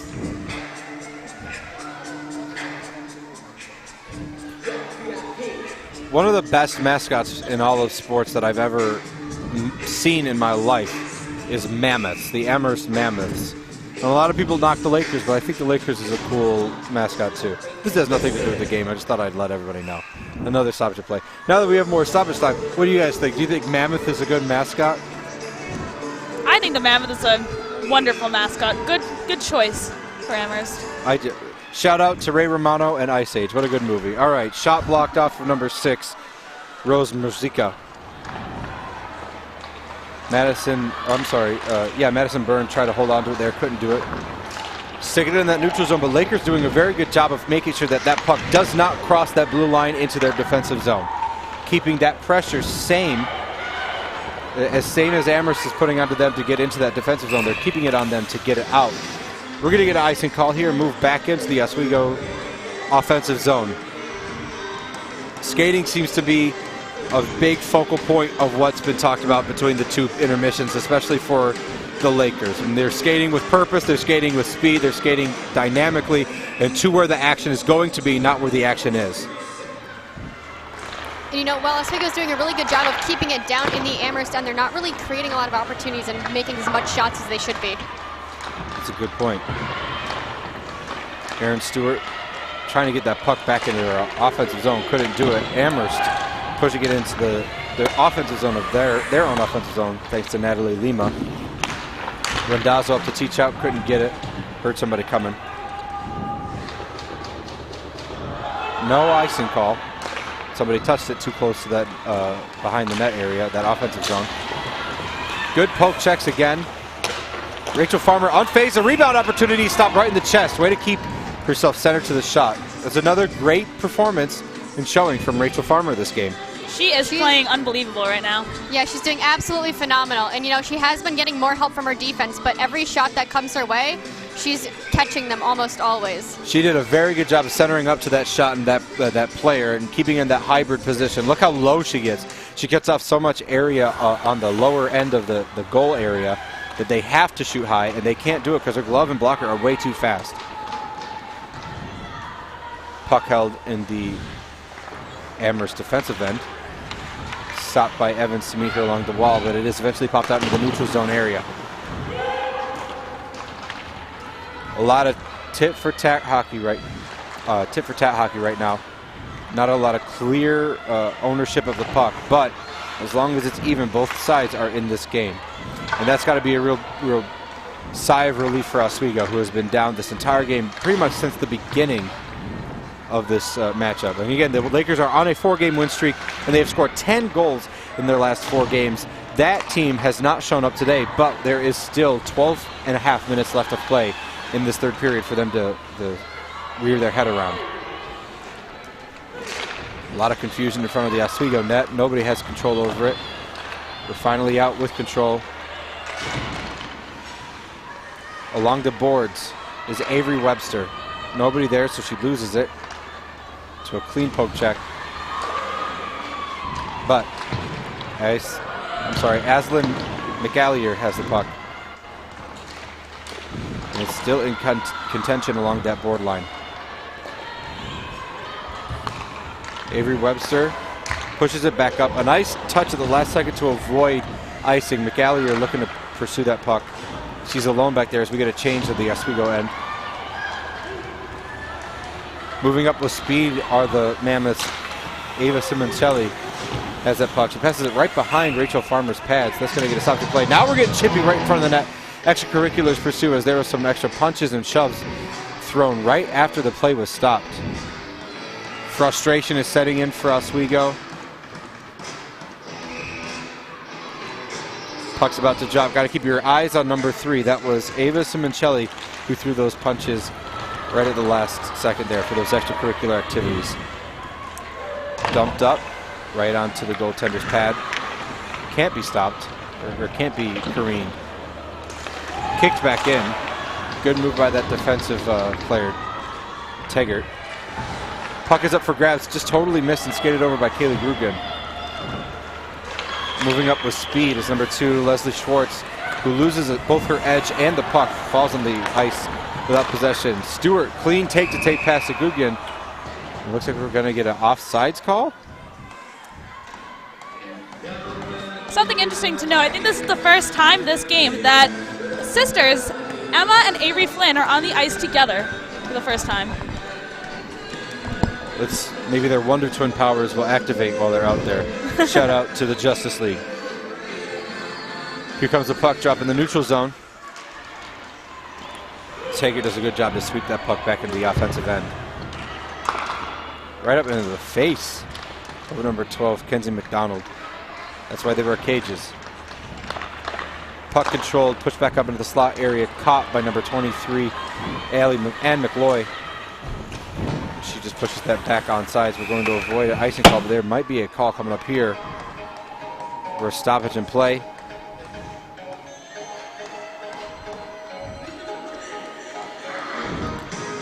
And Oswego will skate a man down again, and it is Bailey Thomas going to the sin bin for a second time at least this game. I understand it's frustrating, like they want to win so badly, but we have to stay out of the penalty box. And, you know, they have to do a better job of passing as well. For most of this period, Oswego has been passing to no one in particular. Now, here comes that very efficient power play unit of the Mammoths. Up until today, they have had a 91% efficiency rating on their power play kill, but their power play today has been phenomenal. 1 goal and a lot of pressure put on those Lakers up until that point. Special teams wins or loses games, and right now the narrative of this game will be the 1 goal brought in on special teams for the Mammoths. Open shot, Mia Deloy doesn't have any, I'm sorry, DeRosso doesn't have anything there. Into the corner, controlled along the side. Switching positions, Mia DeRosso loses it, and now we're in the neutral zone. A chance to reset for the Lakers to regain possession, regain their new legs as they get new players on the ice. Amber Thomas is on the ice now. One of the only changes that just happened. And we're going to exchange Anna Newfield-Kreider for Aaron Stewart, who's going to go out there and sit in the neutral zone. Expect her to quarterback this power play kill. The Mammoths are in there 2 against 4 as they get a full change, save for the 2 members, of course, that are in that offensive zone. Puck's now in the neutral zone, but it is controlled by Kate Randazzo. A stoppage in play.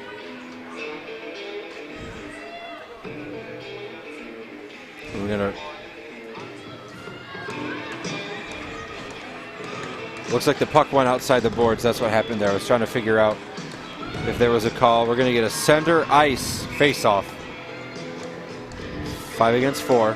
29 seconds remaining on that power play for the Mammoths. Efficient use of the boards there. Almost bounced into their offensive zone, no problem, but it was met with some resistance with Kate Randazzo. But now we're back behind the net.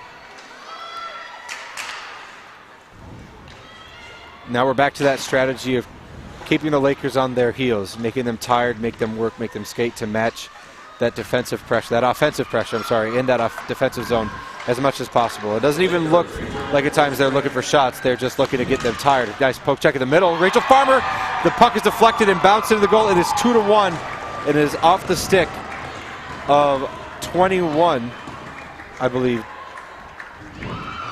No, I'm sorry, 23, Ann Malloy.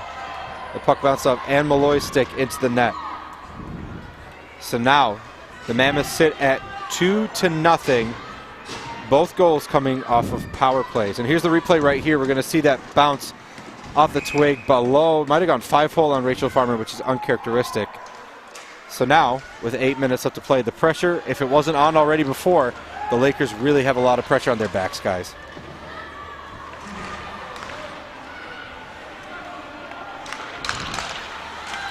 Puck is not controlled. Now the Mammoths have a breakaway opportunity, skating with a chance to get an open shot. Can't get a good defense by Bailey Thomas. Pass back up to the defensive point as it's pushed back in for a chance. Can't be controlled. Number 11, Elizabeth Holobiak, loses it. Puck is back into the offensive zone. Taker controls it. We're skating 5-on-5. And the Lakers are sitting in that defensive end waiting for something to happen. Not a lot of fire in those legs like we saw in the second period, guys. Not a lot at all.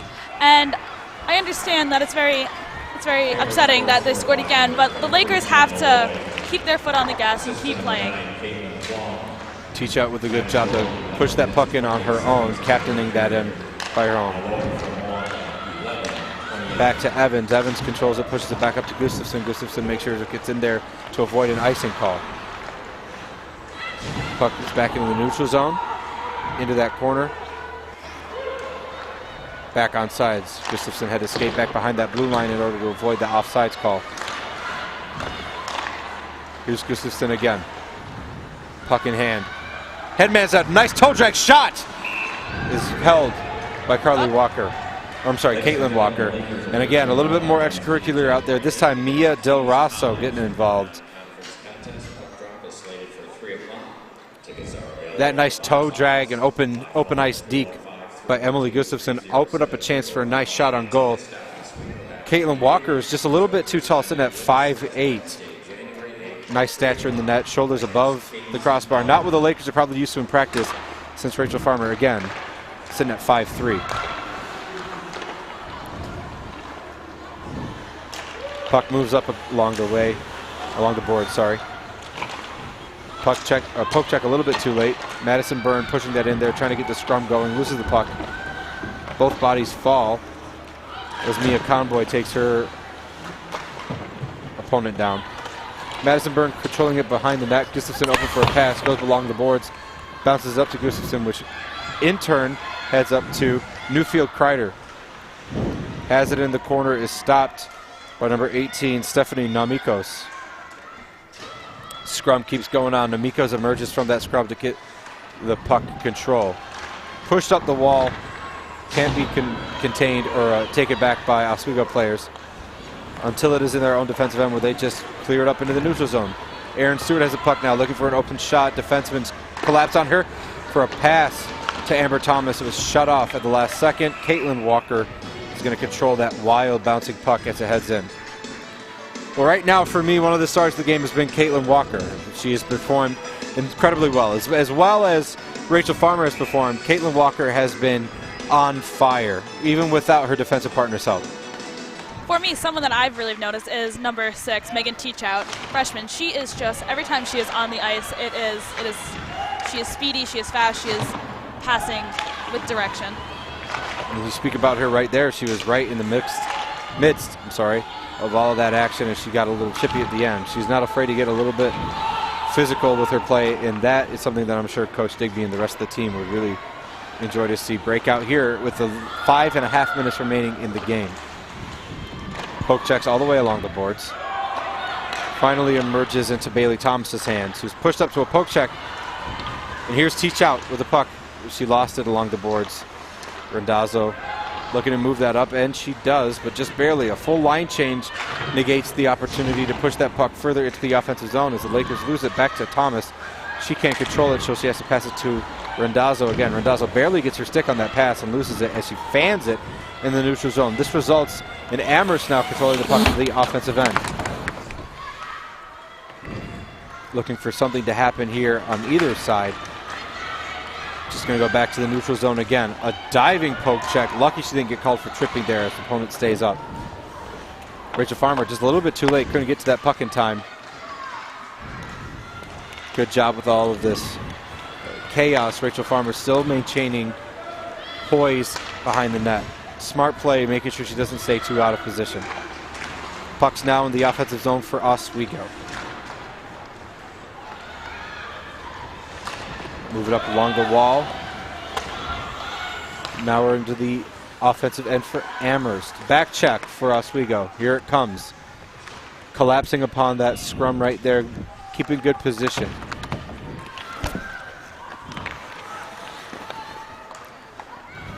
Puck finally emerges. Nobody can take control. Moves up to Gustafson, but she can't control it. She loses it to an Amherst player who just puts it right back into the defensive zone. Gustafson again.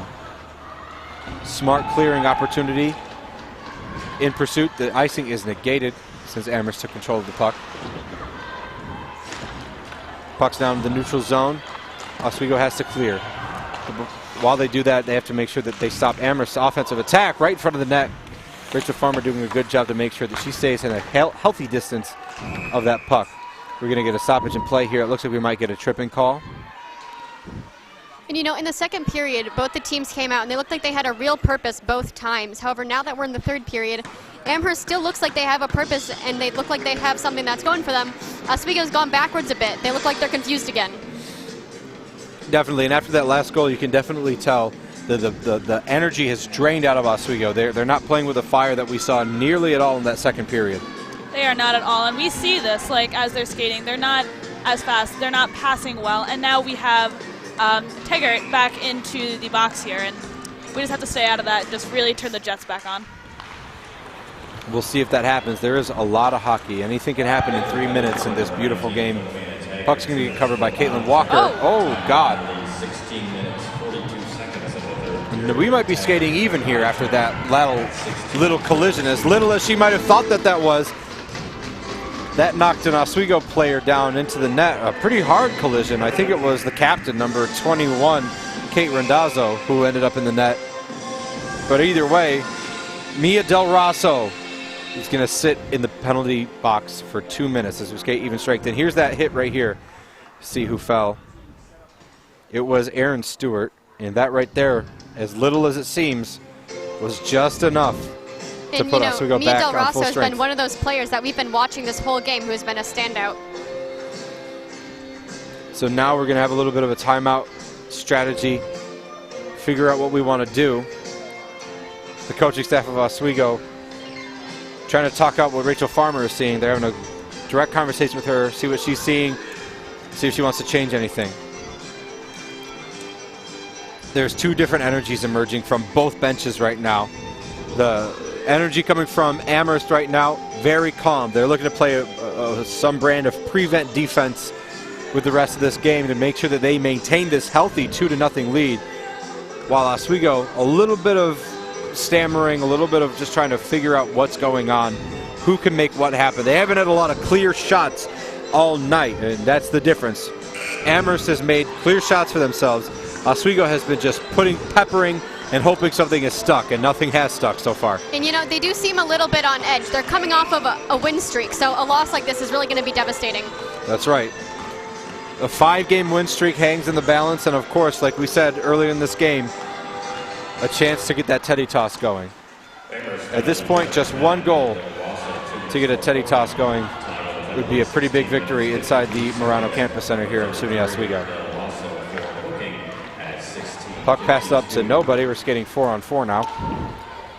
Rachel Farmer keeps it in play, decides not to stop it, doesn't want to risk any offense forming off of a face-off. Moving up in the neutral zone.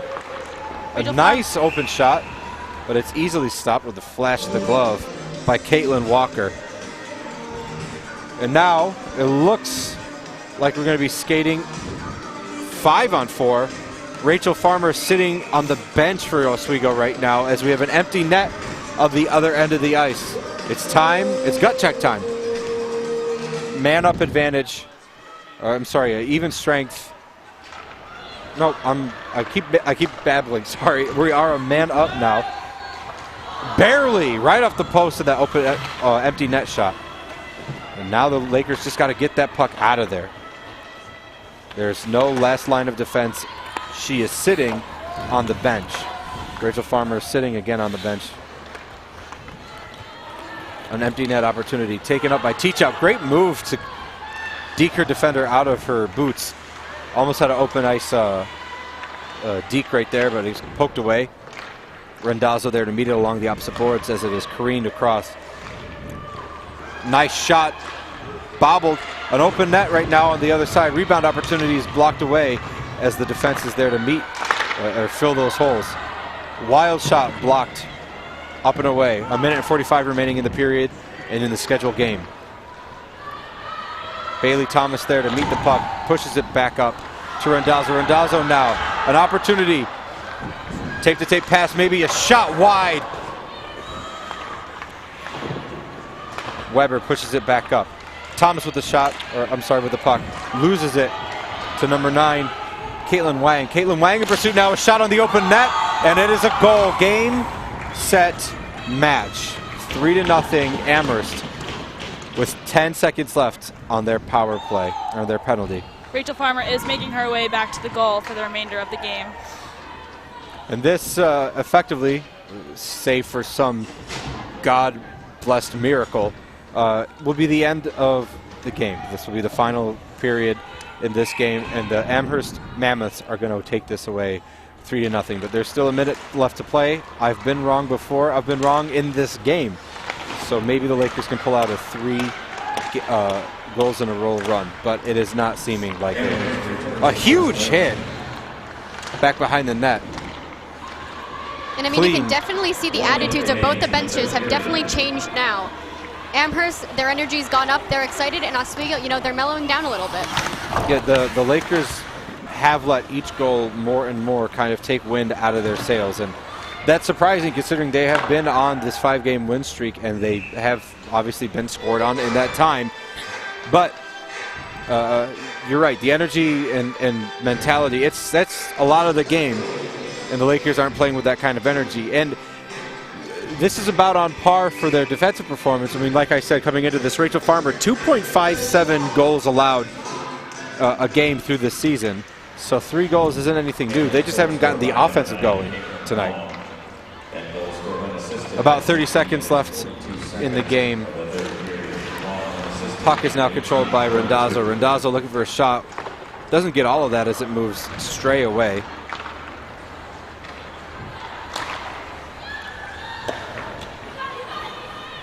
(18, 17, 16 seconds left in the game.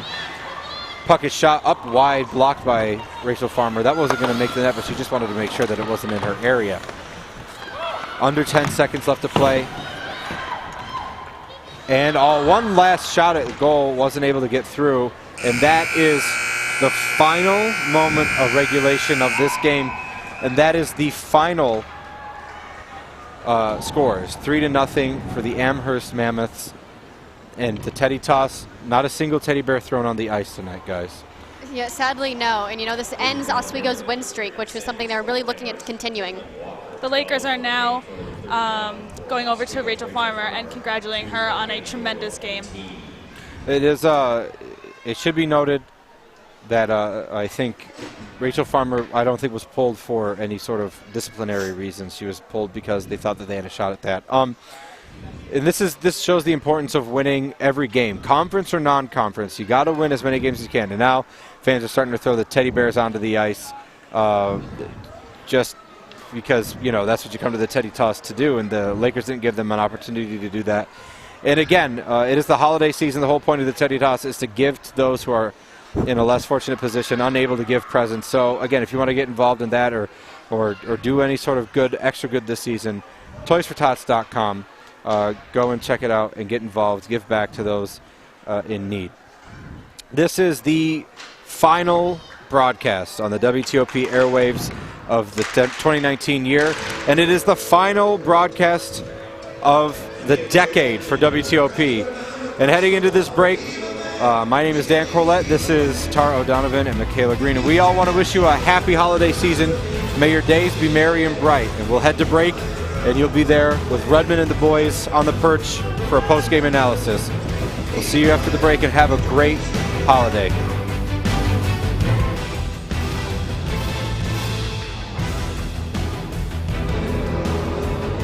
And welcome back to WTOP 10's coverage of Oswego State women's hockey, as it's the Amherst Mammoths coming into the campus center today and taking one away from the Oswego State Lakers by a score of 3-0. Welcome into our post-game coverage. Once again, alongside Zach Case and John Purdak, I'm Brian Rudman. Guys, we really saw Amherst come in here and just dominate all game long. What did we see out of them in this one? Yeah, Brian, they definitely came into this game, of course, wanting to get that W, of course, losing last night to Elmira. They wanted to continue, go back home with a W on this road trip, and they came away with that today. Absolutely. We'll take a look at the game summary shortly. What did we really see out of these stats? What did it tell us about how this game went? We saw the stats.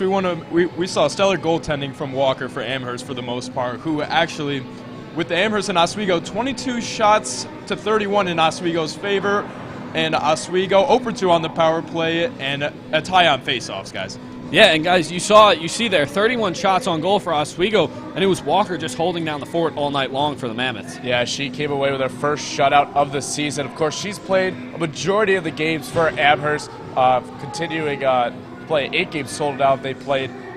She's a sophomore, of course. You see multiple here's opportunities. Oswego got a couple breakaways, a couple key glove saves, and that's what you want to see after they improved to 3-3-1 so far this season. Absolutely, always important to have someone strong in net. And now on the offensive side for the Mammoths, we saw one player really take advantage, scoring 2 goals. How did Malloy get it done? Well, Malloy got a lot of tip opportunities. She came away with multiple opportunities in front of the net. One was a rebound, one was that tip from the net. That's her second goal, and then her third goal of the season so far for the Mammoths. And as we mentioned before, strong goaltending helping Malloy get those opportunities in transition on the breakaway as well. Yeah, and now we really saw Oswego. They came out with a different energy in that third period. What was the difference between the second period when they seemed to almost get back in this one and the third period where they gave up 2 goals? It almost like we went a little bit backwards almost. Definitely see the goal from Amherst, but you definitely see the fact that they came out of the second period needing that first goal. They came out in the third not really getting any opportunities right away. That led to a sluggish third period from the Lakers. And to add to that, Oswego shared some of those tendencies they had in the first period, so if they can try to do what more they did within the second period, they could try to move that forward going on. Absolutely, and the narrative for the game as a whole for the Lakers was just they kept getting into penalty trouble. What did we see out of them? There was a certain lack of discipline from the Lakers in this one. Yeah, Oswego went to the box 7 total times. My takeaway is Bailey Thomas going 3 separate times. Multiple penalties on tripping infractions, but I saw 2 late in the third. Flamingo Teggart and Bailey Thomas both got checking penalties. Of course, Oswego goes to the box most often during their games. They haven't really gotten scored on lately, but they took advantage of that. Yeah, what was the problem with their penalty kill tonight? Obviously, they gave up the goal. And was it really just caused by frustration committing all those penalties? frustration, Brian, is definitely a factor that rolls into that. They were trying to get the puck out of the zone, but they just couldn't capitalize on their defense. You know, one thing that penalties certainly don't help, not that they really help anything, but it's your goalie. And Rachel Farmer, what were your thoughts on her today? She definitely came away with a strong game, kept rebounds under control after that first period. We talked about that in the first intermission. And she definitely had that strong game for the Lakers. The Lakers didn't really hold her in it too long, but she definitely was a key factor in keeping the Lakers close. Yeah, she certainly had a good game. She only gave up 2 of those goals. It was empty net. They were trying to get that extra skater on the ice.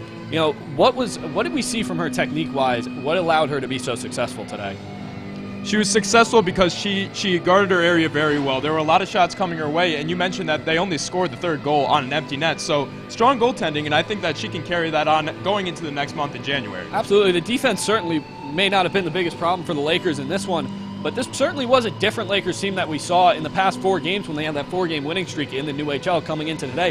What was the difference between those last 4 and this game today? Well, the first line of Aaron Stewart, Amber Thomas, and Megan Teachout didn't get on the scoreboard all today. They've been a key factor in those 4 games that they tied together in that win streak, each of them having multiple points. Of course, we talked about Aaron Stewart having 13 points so far in 10 games played, and she's been a key factor. That line's been a key factor, and not getting any scoring done so far today really kills that going into this break. Yeah, and you know, it's really been a different story for this team today, as this is their first loss since their early season Plattsburgh trip back in early November. What was really the difference with the offense in particular, because they got shut out? The offense today, the difference was they just weren't capitalizing on making shots. They had a lot of shots that were very close, but the key for them is just to get their passing in order. They had some tough passes today, and getting that puck movement going should be essential. All right, now after this loss, they're obviously going to take a pretty lengthy break for the holiday season. They won't be back until January. You know, where does Oswego go from here? Well, they definitely come back to play Kings College, which isn't a conference matchup. That's definitely a great thing going forward for Mark Digby, Deanna Dillon, as they have that 1 game to play before heading into Morrisville, currently the 4th team in the new WHL. It's definitely going to be interesting as Morrisville and now Oswego still has that 2nd spot depending on where Cortland goes and if they get a victory. Yeah, well, certainly you look at the new HL standings once again. Oswego, this wasn't a conference game for them, so this won't really affect them in conference play. But where does this go for momentum-wise heading into new HL play in the new year? Well, I definitely look forward to coming back early in the next semester, getting that win under the belt when Kings comes to the Murano Campus Center. Then you want to travel to Morrisville, get a win there, and you at least take 1 game from Morrisville, as they haven't played yet this season. Absolutely. Should be interesting to see where this team goes from here. That's all the time we have for today's show. Once again, Amherst taking the 3-0 victory. We'd like to wish you a happy and healthy holiday season, as this is WTOP 10's last broadcast of the year and of the decade, actually. But don't you worry, we'll be right back in the new year with the Pathfinder Oswego State Hockey Classic starting January 3rd and going into January 4th, featuring the Oswego State men's ice hockey team, St. Mary's University, Williams College, and the University of New England. Once again, that's January 3rd and 4th right here on WTOP 10. But for now, for Zach Case, John Perdak, our entire crew here at WTOP 10, I'm Brian Rudman. Thank you so much for watching. Have a happy and healthy holiday season, and we'll see you in the new year.